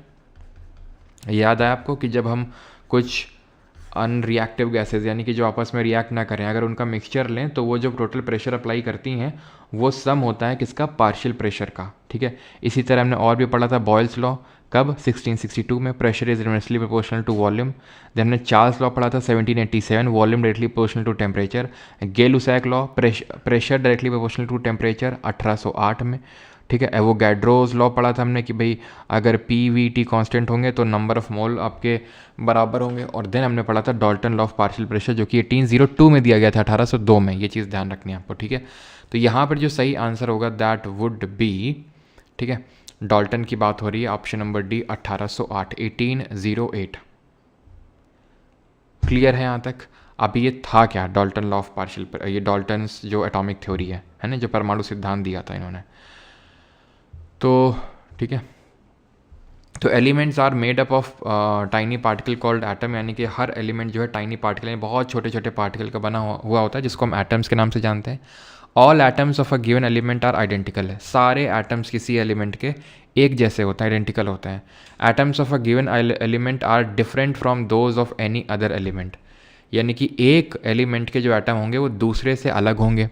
Atom of one element can combine with atom of other element to form compound, ठीक है, यानी कि एक एलिमेंट के एटम्स दूसरे एलिमेंट के एटम से मिलकर कंपाउंड बना सकते हैं। ये इनडिविजिबल हैं, यानी कि ये इनडिविजिबल हैं केमिकल प्रोसेस में। तो ये डाल्टन जी ने बोला था कि एटम जो हैं, मतलब elements are made up of tiny particle of called as atom, और ये इनडिविजिबल है, इनको डिवाइड नहीं किया जा सकता है। लेकिन बाद में फिर हमें पता चला नहीं, इनको तो डिवाइड किया जा सकता है इलेक्ट्रॉन, प्रोटॉन और न्यूट्रॉन में, है ना, बाद में ये बात पता चली। अच्छा, इसी तरह बताइए लॉ ऑफ कंजर्वेशन ऑफ, और इनको किसने डिस्कवर किया था? Law of conservation of mass किसने दिया? Law of conservation of mass, ठीक है, यानी कि द्रव्यमान के संरक्षण का सिद्धांत किसने दिया? और law of constant proportions, constant proportion, ये किसने दिया? तो इलेक्ट्रॉन, ठीक है, जे थॉमसन। कब डिस्कवर किया, जल्दी से बताइए? Proton, Rutherford. रदरफोर्ड ने और क्या डिस्कवर किया था? न्यूक्लियस की डिस्कवरी रदरफोर्ड ने ही करी थी, न्यूक्लियस की। और न्यूट्रॉन की डिस्कवरी अगर बात करेंगे तो जेम्स चैडविक, जेम्स चैडविक ने करी थी। तो ये हुआ था आपका 1897, या फिर कहीं कहीं 1898 भी आपको देखने को मिल सकता है। न्यूक्लियस की अगर बात करेंगे तो 1911 में रदरफोर्ड ने अपना ये एक्सपेरिमेंट किया था। 1912 में कौन सी थ्योरी दी थी अल्फ्रेड वेगनर ने, ज़रा बताना तो जल्दी से। Law of conservation of mass की अगर बात करेंगे तो ये दिया था एंटनी लेवॉइजियर ने, एंटनी लेवॉइजियर ने दिया था, लेवॉइजियर, ठीक है। और अगर बात करेंगे लॉ ऑफ कांस्टेंट प्रपोर्शन की तो जोसेफ प्राउस ने दिया था, ठीक है, जोसेफ प्राउस्ट ने दिया था, ठीक है, क्लियर। और क्या मैंने पूछा, और क्या क्या पूछा था मैंने? हाँ, ये तो इलेक्ट्रॉन, थॉमसन, प्रोटॉन, हाँ, जेम्स चैडविक, ठीक है। और ये कब हुआ था? चैडविक ने ये डिस्कवरी कब करी थी? 1932 में, 1932 में। और कुछ नहीं है। हाँ, अच्छा, ये मैंने पूछा था कौन सी थ्योरी दी थी अल्फ्रेड वेगनर ने? कॉन्टिनेंटल ड्रिफ्ट थ्योरी दी थी। Option number D will be the correct answer है, right. The 5-year plans for India with their duration are given below. Which of the following is correctly matched? सही matched कौन सा है इसमें से? Second 5-year plan, third 5-year plan, fourth 5-year plan? Fourth ही है, बस बता लीजिए।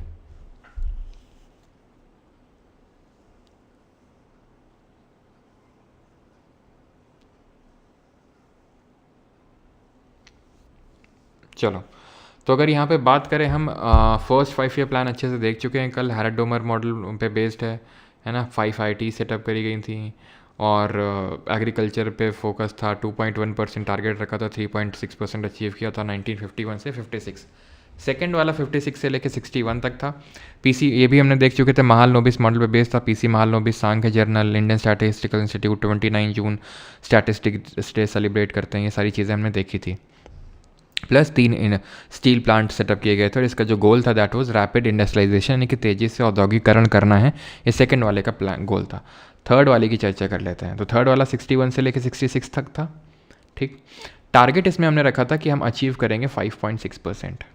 अचीव कितना किया हमने? सिर्फ 2.8%। क्यों? क्योंकि इसी के दौरान 1962 में चाइना के साथ, तो वही 1965 में पाकिस्तान के साथ युद्ध हो गया, प्लस फेमाइन आ गया। तो इसकी वजह से ये जो प्लान है वो थर्ड 5-year प्लान फेल हो गया था। इसका जो ये किस मॉडल पे बेस्ड था? तो गडगिल मॉडल पे, ठीक है, गडगिल मॉडल पे भी ये बेस्ड था। एंड थर्ड 5-year प्लान के अगर गोल की बात करें कि गोल क्या था इसमें, तो self reliant and self generating economy, ये इसका गोल था थर्ड 5-year प्लान का।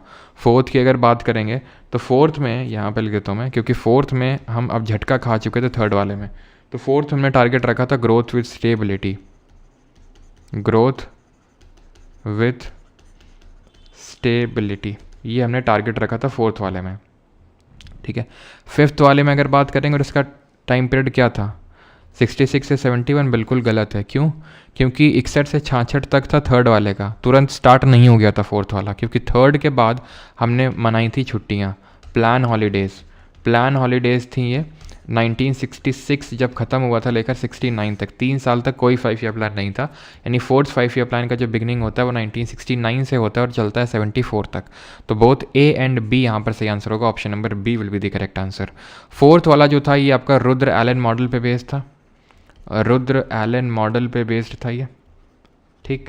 एंड फिफ्थ वाले की अगर बात करेंगे तो फिफ्थ वाले में जो मेन गोल था दैट वाज पॉवर्टी रिमूवल, ठीक है, गरीबी का उन्मूलन करना है, ठीक है, प्लस एक तरह से अटेनमेंट ऑफ सेल्फ रिलायंस, ठीक है। ये ध्यान रखना है कि अगर पूछेगा सेल्फ रिलायंट तो third, Reliance attainment of self reliance, ठीक है, तो फिफ्थ वाला होगा, ठीक है, अटेनमेंट ऑफ सेल्फ रिलायंस, ठीक है। और सेल्फ रिलायंट और सेल्फ जनरेटिंग वो थर्ड होगा। पॉवर्टी हटाना है, पॉवर्टी रिमूवल करना है, गरीबी हटाओ का नारा दिया गया था इसमें, ठीक है। और मिनिमम नीड्स प्रोग्राम लॉन्च किया गया था पहले ही साल में, पहले ही साल मतलब फोर्थ वाले का ड्यूरेशन क्या होगा 1969 से लेकर 74, फिफ्थ वाले का ड्यूरेशन था 1974 से लेकर 78 तक। तो मिनिमम नीड्स प्रोग्राम को लॉन्च किया गया था 74-75 में ही, ठीक। और ये 4 साल का ही क्यों है? 4 साल का इसलिए है क्योंकि सरकार बदल गई थी, ठीक है। तो सरकार बदल गई थी तो जनता गवर्नमेंट आ चुकी थी और इसी वजह से 4 साल तक चला था, क्योंकि इसके जस्ट तुरंत बाद मतलब 78 में भी सरकार चेंज हो गई तो इन लोगों ने इसको हटा के रोलिंग प्लान ले आया। किसको ले आया? Rolling plan. कब से कब तक? 78 से लेके 80 तक, क्योंकि फिर उसके बाद फिर से कांग्रेस की सरकार आ गई थी, इंदिरा गांधी की, तो इसलिए फिर से मतलब 5 ईयर प्लान आ गए थे, ठीक है।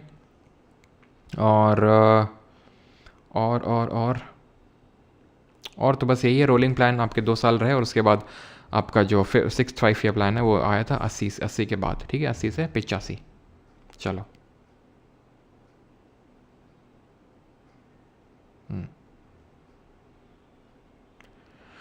तो अगला क्वेश्चन है हमारा, and that is which of the following is an example of capital receipt, यानी कि ये आपका इकोनॉमिक्स से क्वेश्चन है। जल्दी से बताइए, आई थिंक मैं आपको ये जल्दी से बताना कि मैंने एक्सप्लेन किया आपको नहीं किया, जल्दी से बताओ कि मैंने एक्सप्लेन किया है।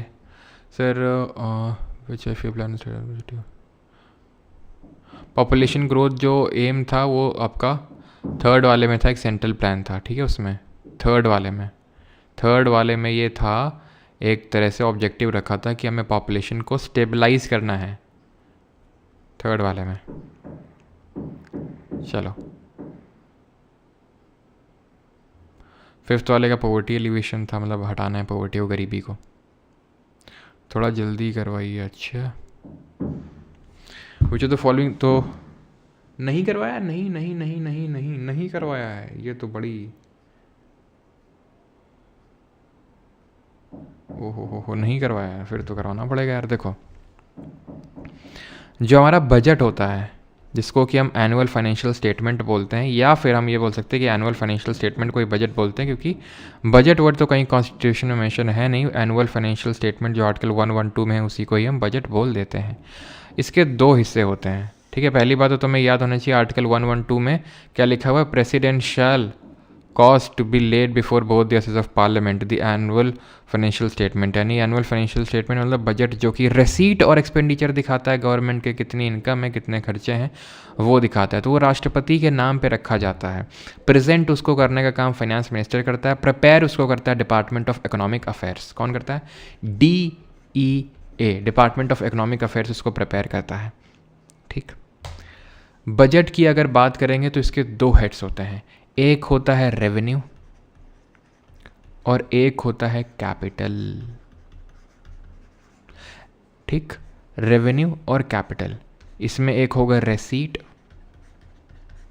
और इसमें होगा एक एक्सपेंडिचर। कैपिटल में भी होगा, एक होगा आपका रेसीट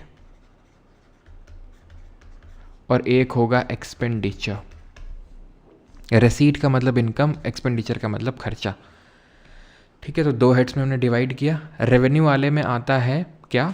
रेवेन्यू वाले रेसीट में आता है जैसे कि इनकम, इनकम में आता है टैक्स का इनकम एंड नॉन टैक्स का इनकम। टैक्स का इनकम मतलब जो टैक्स का इनकम है वो चाहे डायरेक्ट टैक्स से आए चाहे इनडायरेक्ट टैक्स से आए। नॉन टैक्स में क्या आता है, जैसे कि ब्याज मिलना, ब्याज का मतलब इंटरेस्ट जो मिल रहा है, ठीक है, वही होगा कि नहीं, ठीक है। जो ग्रांट्स मिल रही हैं गवर्नमेंट को, ग्रांट मतलब कि ले लो फ्री का ले लो, ठीक है, लौटाने की ज़रूरत नहीं है। एक्सपेंडिचर में क्या आता है, एक्सपेंडिचर में आता है जो गवर्नमेंट, जो हमारे सर्वेंट्स होते हैं, जैसे आपकी गवर्नमेंट जॉब लगेगी तो आपको सैलरी मिलेगी, पेंशन मिलेगा, वेजेस, ठीक है, तो सैलरी, वेजेस, पेंशन, ये सब जो होते हैं, जो डे टू डे खर्चे होते हैं ना, फ्रीक्वेंटली जो गवर्नमेंट को कमिट करने होते हैं, ठीक है, ये आते हैं आपके नॉन प्लान एक्सपेंडिचर के तहत, ठीक है, ये होते हैं आपके non plan expenditure, salary, wages, pension, ये सब, ठीक है। तो ये सब होते हैं। इसके अलावा और क्या एक्सपेंडिचर है, ब्याज भरना है, इंटरेस्ट भरना है, किसी को ग्रांट देना है, ठीक है, तो ये सारी जो चीज़ें होती हैं वो सब यहाँ पे आएंगी आपकी, ठीक। फिर अगर बात करें कैपिटल रिसीट में क्या आता है, कैपिटल इनकम क्या होती है, पूंजीगत आय क्या होती है, तो जो गवर्नमेंट अगर सेल कर दे, from sale of assets, from sale of asset, asset मतलब एसेट, जैसे फॉर एग्जांपल कोई पीएसयू है, कोई कुछ भी है, गवर्नमेंट ने उसको बेच दिया, उससे जो पैसा आया, गवर्नमेंट ने कहीं से लोन उठाया, ठीक है, ये होता है कैपिटल रिसीट। कैपिटल एक्सपेंडिचर में आता है जो गवर्नमेंट डेवलपमेंट के लिए एक्सपेंडिचर करती है, डेवलपमेंटल एक्सपेंडिचर आता है, ठीक। जो गवर्नमेंट लोन चुकता कर देती है या लोन किसी को देती है, अलग अलग चीज़ें हैं। लोन मैंने लिया था पहले, उसको चुकता कर दिया, या मैंने लोन किसी को दिया है जिस पे मैं ब्याज कमा रहा हूँ, तो लोन देना लेना ये सब आता है कैपिटल में, और उसका ब्याज लेना देना आता है रेवेन्यू में। ये ध्यान रहेगा। रेवेन्यू में तुमने कुछ ऐसा देखा कि एसेट का कुछ ऐसा कुछ हो रहा था, नहीं हो रहा था ना, तो रेवेन्यू में क्या होता है, रेवेन्यू में ना तो एसेट क्रिएशन होता है और ना लाइबिलिटी एज सच कुछ क्रिएट होती है, ना तो एसेट क्रिएट होता है ना लाइबिलिटी, एसेट लाइबिलिटी का कोई लफड़ा नहीं है इसमें। आप देखिए, आपने अपना एसेट को बेच दिया, आपने अपनी सेल ऑफ एसेट का एग्जांपल जैसे डिसइन्वेस्टमेंट, डिसइन्वेस्टमेंट का मतलब होता है विनिवेश, जिसमें इसका मतलब होता है गवर्नमेंट ने अपनी शेयर होल्डिंग बेच दी, किसी पीएसयू में मान लेते हैं गवर्नमेंट की शेयर होल्डिंग थी तो उसने दे दी, बेच दी, दैट इज़ योर डिसइन्वेस्टमेंट। तो इसमें क्या हो रहा है, एसेट जा रहा है, इसमें क्या हो रहा है, लाइबिलिटी बन रही है, क्योंकि लोन लिए हो तो चुकता भी तो करना पड़ेगा, ठीक है। कैपिटल एक्सपेंडिचर में क्या हो रहा है, आप डेवलपमेंटल एक्सपेंडिचर कर रहे हैं, जैसे रोड, कॉलेज, इंफ्रास्ट्रक्चर बिल्ड कर रहे हैं, यानी कि एसेट क्रिएट कर रहे हैं। लोन किसी को दे रहे हैं तो एसेट क्रिएट कर रहे हैं, लोन चुकता कर रहे हैं तो लाइबिलिटी को कम कर रहे हैं। तो ये आप समझ रहे हैं एसेट लाइबिलिटी का खेल है, यहाँ एसेट लाइबिलिटी का कोई खेल नहीं है। समझ में आई बात आपको, ठीक है, समझ में आई बात आपको। तो इसका आंसर क्या होगा, कैपिटल रिसीट। कैपिटल रिसीट मतलब गंदा वाला गंदी वाली इनकम, गंदी वाली इनकम अच्छा वाला एक्सपेंडिचर, गंदी वाली इनकम अच्छा वाला एक्सपेंडिचर। ऐसे मैंने याद किया था, जब मैंने याद किया था ये गंदा है, क्यों, क्योंकि तुमने अपने एसेट बेच डाले, लोन ले लिया तुमने, ये अच्छा है, तुमने डेवलपमेंट कर रहे हो, ठीक है, तुम लोन चुकता कर रहे हो, लोन किसी को दे रहे हो, ठीक है। तो गंदा वाला है revenue from the sale of government asset, खत्म। ग्रांट जो आती हैं वो रेवेन्यू में जाती हैं, ठीक है। Interest on government bond, interest revenue में जाएगा। Taxes on income, tax wax सब आपका इसमें आएगा। क्या समझे दोस्त, जल्दी बताओ, क्लियर हुआ कि नहीं हुआ, कुछ भेजे पड़ी बात या नहीं पड़ी। अगला क्वेश्चन करिए। Gangubai Hangal, Prabha Atre were the exponent of the dash gharana. तो किस घराने से हैं ये दोनों लोग, तो ये हैं आपका कैराना घराना, और पहले भी हम लोग देख चुके हैं, ठीक है।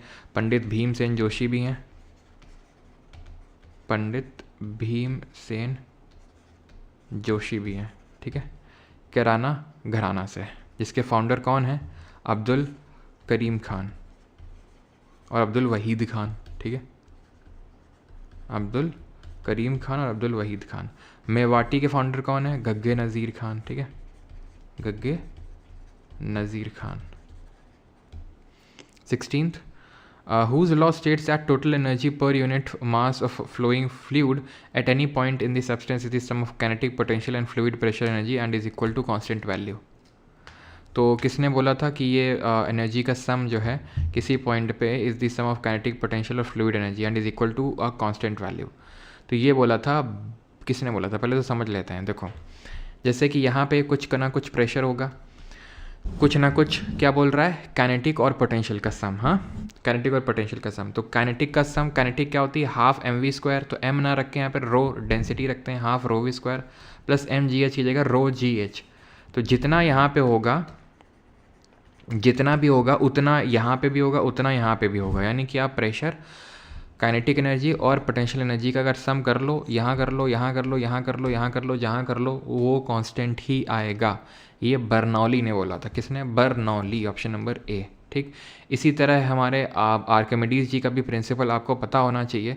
Archimedes principle states that any object wholly और partially submerged in a fluid experiences an upward force equal to the weight of the fluid displaced by the object. ठीक है, और ये अपवर्ड फोर्स को क्या बोलते हैं? अपवर्ड फोर्स को बोलते हैं उत्प्लावन बल हिंदी में, बॉयंट फोर्स अंग्रेजी में। तो ये बोल रहा है कि जैसे फॉर एग्जांपल ये लिक्विड है, घट घट घट घट घट घट घट घट घट घट घट घट घट घट, ठीक। तो जैसे कि फॉर एग्जांपल हमने किसी चीज़ को सबमर्ज कर दिया इसमें, ठीक। तो इसमें जब सबमर्ज किया तो नीचे की तरफ mg लग रहा होगा, ये आपका जो mg है, ठीक है, जो ग्रेविटी की वजह से फोर्स, और ऊपर की तरफ लग रहा होगा बॉयंट फोर्स, उत्प्लावन बल। कितना लग रहा होगा? जितना पानी इसने डिस्प्लेस किया, क्योंकि जब ये अंदर गया इसने पानी से बोला साइड दो भाई, मेरे को भी यहाँ पे रहना है। उसकी वजह से वाटर ने बोला ठीक है चलो हम ऊपर निकल चलते हैं थोड़ा सा, तो ऊपर हो गया वाटर का लेवल, ठीक। तो जितना इसने वाटर डिस्प्लेस किया, समझ रहे हैं आप, जितना वाटर डिस्प्लेस किया उतना ही बॉयंट फोर्स लगेगा, ठीक है। Experiences an upward force equal to the weight of the fluid displaced by the object. जितना फ्लूइड डिस्प्लेड किया उतने फ्लूइड का उस फ्लूइड का जितना वेट है उतना ही उसको मिलेगा। इसी वजह से जैसे कि पानी है, पानी में आपने सुना होगा कि जैसे नेल है, नेल मतलब कीली, ठीक है, जो कील होती है, ठीक है, तो कील को आप इस तरह से डाल दो, ऐसे रख दो, ठीक है, या सुई वगैरह होती है, सुई जो होती है ना, सुई, तो उसको इस तरह से अगर रख दो आप, ठीक है, एकदम हॉरिजॉन्टली। इसका भी तरीका होता है, जैसे फोम है, फोम लो, ठीक है, फोम के ऊपर रख दो जो सुई होती है, और फोम को पानी में डाल दो, धीरे से रख दो, तो फोम धीरे धीरे नीचे चला जाएगा, ठीक है, क्योंकि वो धीरे धीरे फोम पानी लेता रहेगा, डूब जाएगा, और सुई ऐसे तैरती रहेगी।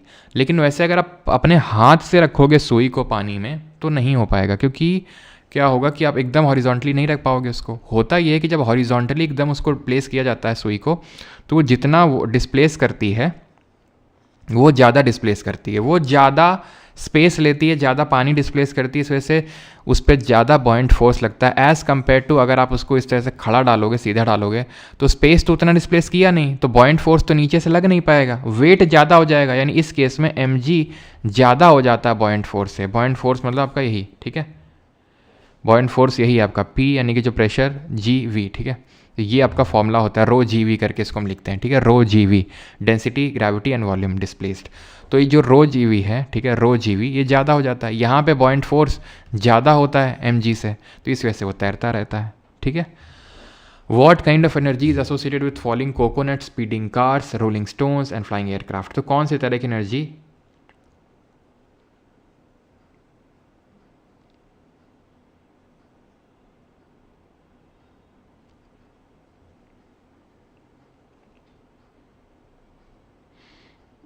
अच्छा, लैंग्वेज चेंज करने पर क्वेश्चन ही चेंज हो रहा है। अच्छा, कौन से टेस्ट में देखने को मिला है? पिछले वाले में ही क्या? चलो हम देखते हैं, या फिर क्वेश्चन नंबर अगर आप बता सको तो कौन सी एनर्जी है आपका इसमें? तो आपकी कौन सी एनर्जी होगी? स्पीडिंग कार, रोलिंग स्टोन, तो ये सब जिसमें भी आपका मूवमेंट होगा, जिसमें भी गति होगी, उसमें काइनेटिक एनर्जी होगी, जिसमें भी गति होगी। And potential energy is the energy stored due to position of an object, due to position, वो होती है पोटेंशियल एनर्जी, mgh। जैसे फॉर एग्जांपल डैम में पानी स्टोर्ड है, एप्पल लगे हुए ट्रीज़ में, ठीक है, बो को जैसे कि खींचा हुआ तीर कमान, तो जब हमने इसको तीर को खींचा पीछे की ओर तो इसमें पोटेंशियल एनर्जी स्टोर हो गई, इसको पीछे की ओर खींचा, पोटेंशियल एनर्जी स्टोर हो गई। डैम में पानी भरा है, पोटेंशियल एनर्जी। तो होता क्या है, इसी तरह से तो ये एनर्जी का कंजर्वेशन होता है, ये स्थितिज ऊर्जा होती है हिंदी में। तो जब डैम में पानी भरा हुआ है तो इसको जब हम रिलीज़ करते हैं तो ये काइनेटिक एनर्जी में कन्वर्ट होता है। यहाँ पे टर्बाइंस लगे होते हैं, वो टर्बाइंस मूव करते हैं और वो इलेक्ट्रिकल एनर्जी को प्रोड्यूस करते हैं। तो पोटेंशियल से काइनेटिक से इलेक्ट्रिकल, यही होता है law of conservation of energy की energy is neither created not destroyed but it is transformed from one form to another. ये चीज़ आपको ध्यान रहेगी पोटेंशियल एनर्जी। एंड ये भी ध्यान रखिएगा कि जो सम होता है काइनेटिक और पोटेंशियल एनर्जी का, उसको हम किस नाम से जानते हैं? इसको हम जानते हैं मैकेनिकल एनर्जी। ठीक है, ये कभी कभी सवाल पूछता है, जैसे फॉर एग्जांपल कोई एक स्टोन है, कुछ भी है, कोई ऑब्जेक्ट, उसको हमने ड्रॉप करते हैं तो किस तरह से उसमें एनर्जी का कन्वर्जन होता है। तो ध्यान रखेंगे, जैसे कि सबसे टॉप पे अभी हमने पकड़ा हुआ है, ठीक है, एक हाइट पे, तो उसमें सिर्फ और सिर्फ पोटेंशियल एनर्जी होगी mgh और काइनेटिक एनर्जी ज़ीरो होगी। इस केस में kinetic energy will be zero, हमने पकड़ रखा। जैसे ही छोड़ेंगे वो पोटेंशियल एनर्जी धीरे धीरे कन्वर्ट होने लगेगी किसमें? काइनेटिक में। At the mid point potential energy और काइनेटिक एनर्जी एकदम इक्वल हो जाएंगी, मतलब कि आधी आधी हो जाएंगी। ठीक है, क्योंकि आधी पोटेंशियल एनर्जी आधी काइनेटिक एनर्जी में कन्वर्ट हो चुकी। अब इस पॉइंट पे जो एकदम बॉटम पॉइंट है, यहाँ पर पोटेंशियल एनर्जी ज़ीरो हो जाएगी, क्योंकि हाइट तो ज़ीरो हो गई, हाइट तो है ही नहीं, और काइनेटिक एनर्जी मैक्स हो जाएगी। काइनेटिक एनर्जी का फॉर्मूला क्या होता है? Half mv²। और काइनेटिक एनर्जी और लीनियर मोमेंटम में क्या रिलेशन होता है? तो लीनियर मोमेंटम की अगर बात करें हम, ठीक है, लीनियर मोमेंटम की बात करें, चर्चा करें, तो इसका सिंबल होता है p। ठीक है, तो इसके रिलेशन होता है p²/2m। ये रिलेशन होता है काइनेटिक एनर्जी लीनियर मोमेंटम का। And the last question is this, which article of the constitution mentions that the law declared by the Supreme court shall be binding on all the courts with in the territory of India. ठीक है, तो कौन सा अनुच्छेद बोलता है कि कोई भी जो सुप्रीम कोर्ट ने कुछ भी बोला वो बाइंडिंग होगा सारे लॉ कोर्ट्स पे?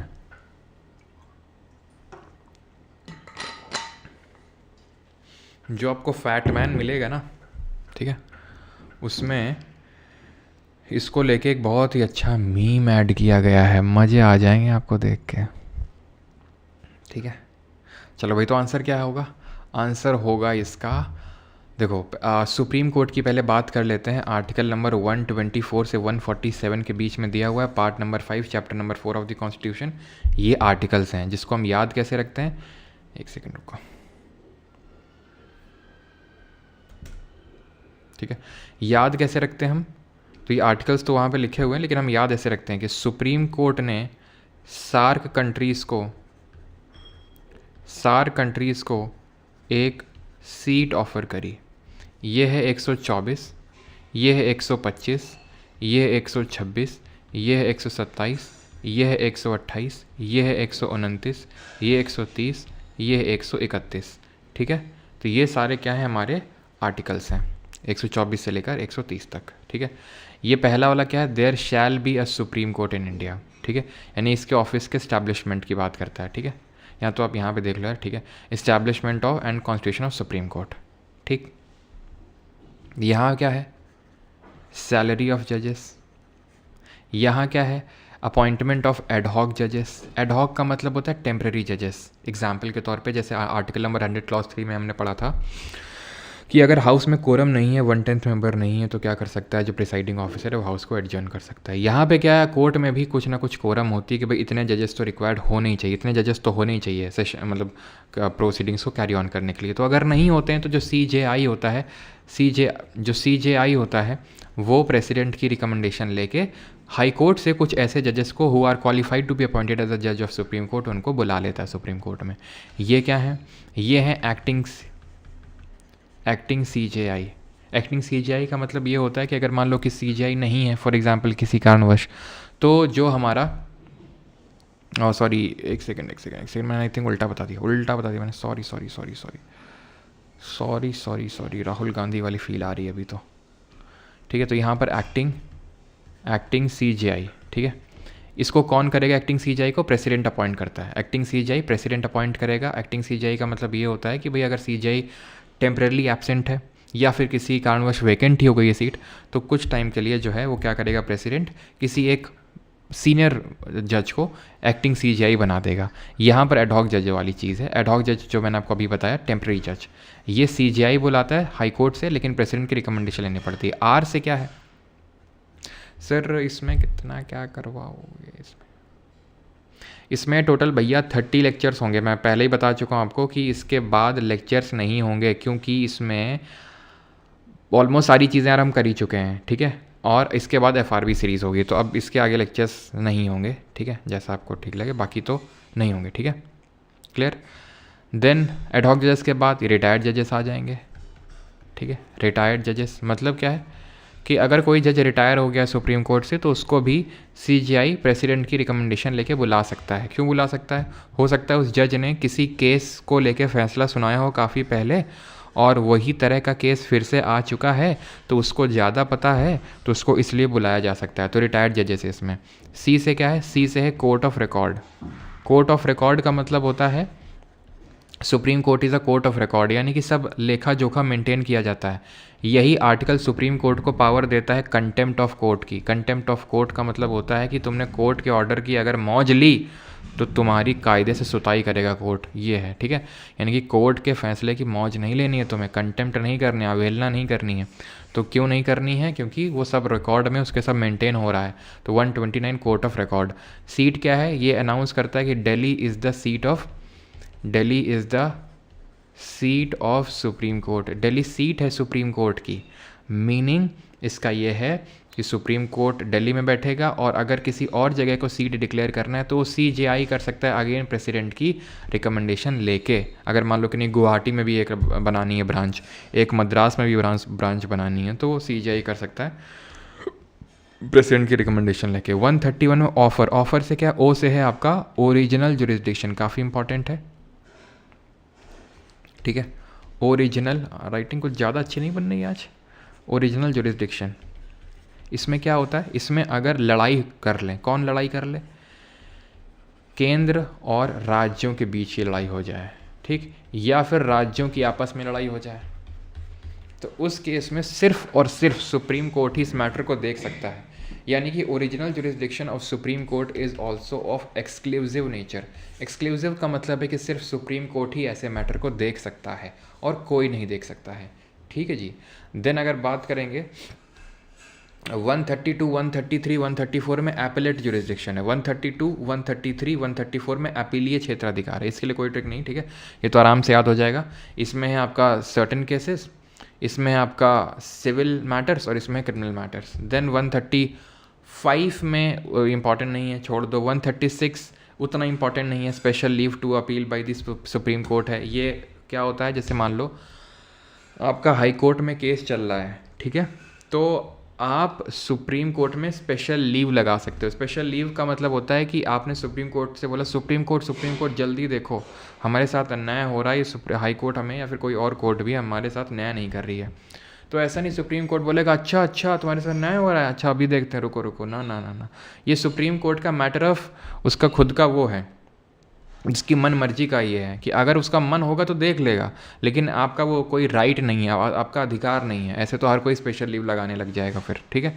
अब ये मान लो कि दिन में हज़ारों स्पेशल लीव लगती हैं, दिन में हज़ारों लीव, और उसमें ऐसा होता है सुप्रीम कोर्ट एक भी नहीं देखता है, ठीक है, कई बार, मोस्टली बार, ठीक है।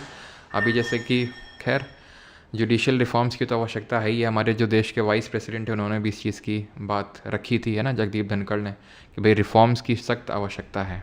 कहाँ पे? जुडिशरी में। क्योंकि आप देखो, अब खैर छोड़ो उसको। 137 रिव्यू ऑफ जजमेंट और orders bye the Supreme court. तो इसमें क्या है 137 में? इसमें आपका ये जुडिशियल रिव्यू का पावर देता है। किसका? जुडिशियल रिव्यू का पावर देता है 137। 138 enlargement of jurisdiction of Supreme court. और जुडिशियल रिव्यू हमने किस कंट्री के कॉन्स्टिट्यूशन से बोरो किया बताइए? ये आपको छोड़ देना है, वैसे आप देख सकते हो। Conferment on the Supreme Court of power to issue certain writ. आपको पता है कि रिट 5 तरह की होती हैं, article 32 supreme court, 226 high court. लेकिन अगर किसी और कोर्ट को पावर देनी तो कौन दे सकता है? पार्लियामेंट ही दे सकता है, वो भी हमने पढ़ा था, ठीक है। 140 में एंसिलरी पावर है। एंसिलरी का मतलब है एक्स्ट्रा पावर, ठीक है। 140 में एंसिलरी पावर है। 141 है law declared by supreme court is binding on all the court. ऐसे याद करना है कि एक और एक ने 4 को बाइंड करके रखा हुआ है, बांध के रखा है। इसका मतलब ये होता है आर्टिकल का कि अगर किसी सुप्रीम कोर्ट ने कोई ऑर्डर डिक्री पास किया, कोई जजमेंट सुनाई, तो वो सारे कोर्ट्स को माननी पड़ेगी, क्योंकि यही मतलब है हमारा जो इंटीग्रेटेड जुडिशरी है। तो इंटीग्रेटेड जुडिशरी इंडिया में इंटीग्रेटेड है, यूएसए में नहीं है। इंटीग्रेटेड जुडिशरी का मतलब ये होता है कि यूएसए में क्या होता है कि जैसे कि फॉर एग्जांपल यहाँ भारत में सुप्रीम कोर्ट है, तो सेंट्रल लॉ को से रिलेटेड अगर सिर्फ सुप्रीम कोर्ट देखे और स्टेट लॉ को लेके सिर्फ हाई कोर्ट देखे, तो उसको हम बोलेंगे कि भाई हमारी जुडिशरी इंटीग्रेटेड नहीं है, सेगमेंटेड है। लेकिन चाहे स्टेट लॉ हो चाहे सेंट्रल लॉ हो, सुप्रीम कोर्ट हाई कोर्ट दोनों देख सकते हैं, इंटीग्रेटेड है वो, ठीक है। तो 141 समझ में आया। 142 है कि भाई enforcement of decree and orders of Supreme Court and orders as to disc, मतलब कि कोई भी जो हमारा सुप्रीम कोर्ट है किसी भी मैटर में कंप्लीट जस्टिस देने के लिए, 142 में कीवर्ड ध्यान रखना, कंप्लीट जस्टिस, किसी मैटर में कंप्लीट जस्टिस देने के लिए कोई भी ऑर्डर या डिक्री पास कर सकता है सुप्रीम कोर्ट, 142 में दिया हुआ, ध्यान रखना है, कंप्लीट जस्टिस देने के लिए, ठीक है। 143 में ये है advisory jurisdiction of Supreme court, advisory jurisdiction of Supreme court, जहाँ पर प्रेसिडेंट सुप्रीम कोर्ट से एडवाइस लेने के लिए आ सकता है, प्रेसिडेंट सुप्रीम कोर्ट से एडवाइस लेने के लिए आ सकता है। किन मैटर में? दो मैटर में, एक तो होता है प्री कॉन्स्टिट्यूशन मैटर जो संविधान से पहले का कोई मैटर है, और एक होता है matter of public importance, urgent public importance. तो जो पब्लिक इंपॉर्टेंस वाला है उसमें तो सुप्रीम कोर्ट बाध्य नहीं है एडवाइस देने के लिए, लेकिन प्री कॉन्स्टिट्यूशन मैटर में बाध्य है, और जो भी इसको एडवाइस मिलेगी प्रेसिडेंट को वो उस पर बाध्य नहीं, यानी कि उस पर बाइंडिंग नहीं है प्रेसिडेंट पे, जो भी एडवाइस मिलेगी। 144 में civil and judicial authorities to act in aid of Supreme Court, यानी जितनी भी सिविल और जुडिशियल अथॉरिटी हैं वो सुप्रीम कोर्ट की सहायता करेंगी, ठीक है, उसकी एड करेंगी, बस, ठीक है, बस इतना ही है, छोटा सा है कि नहीं। तो यहाँ पर हमारा ख़त्म हो गया, ठीक, 141 हो जाएगा आपका। आज का लेक्चर यहीं पे होता है आपका ख़त्म, ठीक है। तो ये लेक्चर की पीपीटी की पीडीएफ पर हमारे एसएससी के टेलीग्राम पे मिल जाएगी, और सभी लोग क्विज़ जो ग्रुप है उसमें क्विज़ अटेम्प्ट कर रहे होंगे, ऐसी मेरी उम्मीद है, और उम्मीद पे आप खरे उतरिए। और बाकी मिलते हैं कल। जिन लोगों को नोट्स चाहिए हैंड रिटन, तो कोर्सेज सेक्शन से जाके नोट्स उठा सकते हैं, ठीक है। चलिए,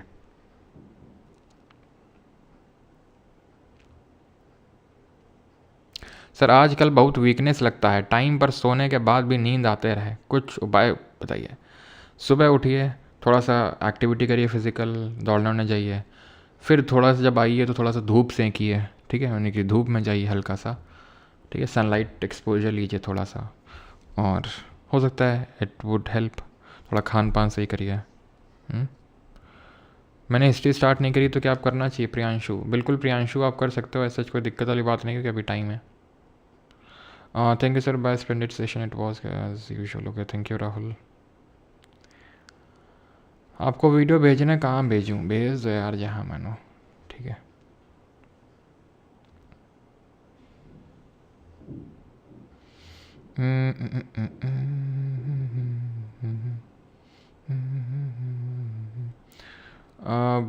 है तो एक नंबर, लेकिन जैसे फॉर एग्ज़ाम्पल जो क्वेरी नंबर है वो अलग है, ठीक है, लेकिन सर आपको इतना सबमिट कैसे याद रखता है? देखो भाई, जिनको अगर कुछ ऐसा बहुत इम्पोर्टेंट मेरे को बताना होता है तो वो एक नंबर दे रहा हूँ, ठीक है, उस पर आप मुझे मैसेज कर सकते हैं डायरेक्टली, लेकिन उस पर ये मैसेज नहीं, सर हमारा बैच नहीं खुल रहा है, सर हमारा ये नहीं खुल रहा है, हमारा वो नहीं खुल रहा है। भाई खोलने खालने वाला काम जो है हमारे पास नहीं, वो यहाँ पे आओ चैट सेक्शन पे, या फिर एक नंबर है, ठीक है, जो क्वेरी नंबर आई थिंक आपके पास होगा 9235798380। इस पे आप कुछ भी, ऐप कोर्स नहीं चल रहा है, टेस्ट सीरीज़ नहीं चल रही है, एक्सटेंड करना है, ये करना है, वो करना है, ठीक है, हमारे ऐप में ग्लिच आ रहा है, वो सब इधर पे। अगर तुम्हें मुझे डायरेक्टली कुछ इस तरह की कोई चीज़ पहुंचानी कि ये सर बहुत इंपॉर्टेंट है, ऐसा नहीं सर, स्ट्रैटेजी बता दीजिए, स्ट्रैटेजी नहीं बता पाएंगे हम, ठीक है, व्हाट्सएप में। तो ये चीज़ का थोड़ा सा ध्यान रखिएगा, ठीक है, कि सर स्ट्रैटेजी बता दीजिए, हैं सर आज अच्छा नहीं लग रहा है, कुछ बताइए, आज अच्छा नहीं लग रहा है, ठीक है, थोड़ा सा मतलब ठीक ठाक। अगर लगे कि भाई इंपॉर्टेंट है, सर तक बात पहुंचनी चाहिए, या फिर कुछ ऐसा आप शेयर करना चाहते हैं मेरे से, बहुत इंपॉर्टेंट आपको लगता है, देन उस केस में, ठीक है, 8840286735, ठीक है बेटा, नो फालतू का मैसेज, नो इधर उधर की चीज़ें, ठीक है। अगर तुम्हें कुछ ऐसा बड़ा इंपॉर्टेंट लगता है तो ही मैसेज करें, ठीक है। बाकी के समस्याओं के लिए ये रहा आपके सामने, ठीक है, बाकी की समस्याओं के लिए ये है क्वेरी नंबर, जहाँ पर आपको असिस्टेंस दिया जाएगा तुरंत, फ़ौरन, ठीक है। चलिए भाई, थैंक यू, धन्यवाद। हाँ, सर एक्टिविटी करके आता हूँ तो वीकनेस डबल हो जाती है। क्या बात कर रहे हो यार, मास गेनर पियो तुम अब। वीकनेस लग रही है तुम्हें, मतलब रात को सही से सोते हो ना?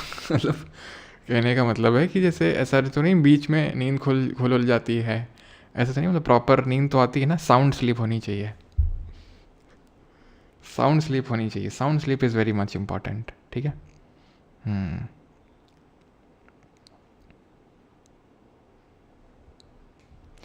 कभी रिस्पॉन्स नहीं देते यार, अभी हम बात करते हैं, ये रिस्पॉन्स नहीं देते क्या ये, और ये नंबर वाले हैं, अभी इनको हम बताते हैं।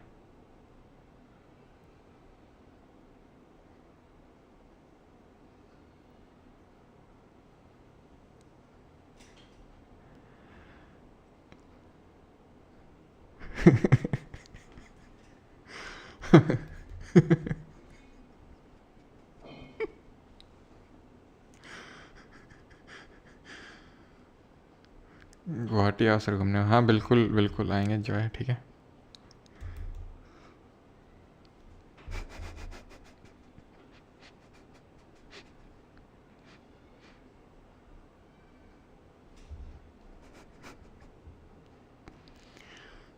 चलिए भाई, थैंक यू सभी को, है ना।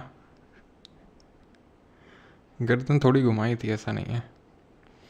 माइंड मैप कहाँ मिलेंगे, तो अब वो FRB 2.0 में जो चेंजेस होंगे मैं आपको बताऊंगा, ठीक है। सैटरडे को एक वीडियो अपलोड करूँगा before starting FRB 2.0, okay. Thank you, thank you, thank you.